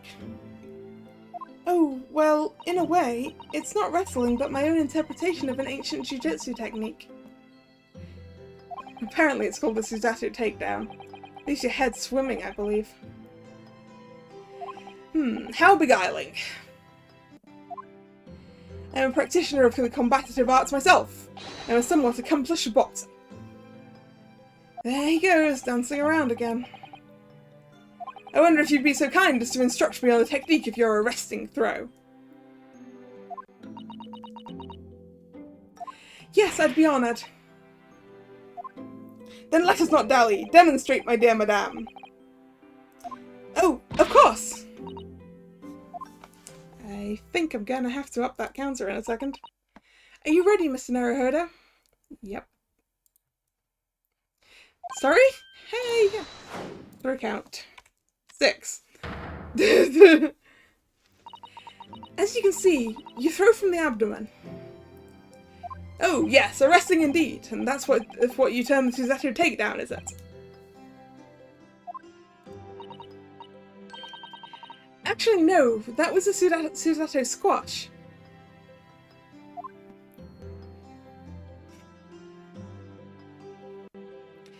In my groggy state of consciousness, a scene from an evening recently spent with Kazuma flickered into my mind.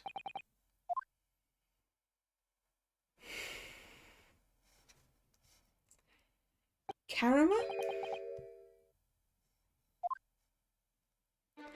That's right, it's a prized sword that's been passed down through generations of the Asogi clan. Can't believe you managed to get permission to bring it with you. I mean, taking a katana on a study tour is more than a little irregular, surely.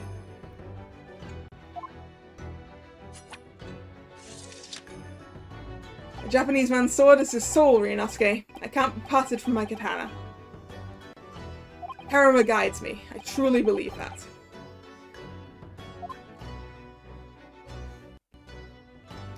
So its name compels its wielder to slice evil in two?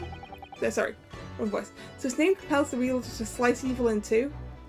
Not that you would need much compelling.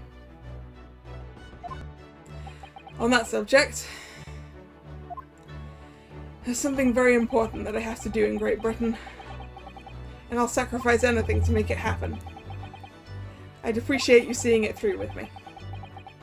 Of course I will! Whatever it is, I'll see it through to the end with you. I knew you wouldn't let me down.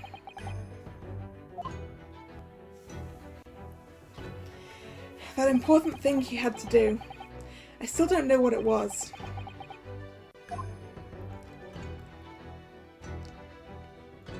But I'm going to see the place for myself and work it out. In Great Britain's capital, London.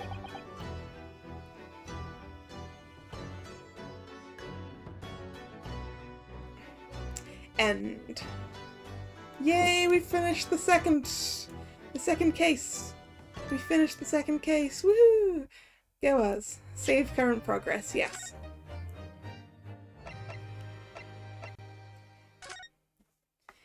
Save! Ooh, The Adventures of the Runaway Room is the next one. Starting with an investigation. But looking at the time, I'm going to call it there. A little bit shorter this time, but I'm a little tired, honestly. So I'm not sure we've got time to go through the part one of the next investigation, and I don't think I have the energy. So I'm going to call it there. Thank you very much for joining me today. It's been fun. If you're new to the channel, please consider subscribing to the channel. The button is down there. Also down there in the description is is the link to my Twitter. My Twitter is where I post the schedule for the week. It's the end of the week, so it's not there yet, but it will be in a pinned tweet just as soon as I've got it sorted. It'll be by either tonight or sometime tomorrow. And the next scheduled stream it'll probably be Utara Mono Zan tomorrow, but I'll let you know for sure with the schedule. And once again, thanks for coming. It's been fun. And this is Kalla signing out. See you. Bye bye.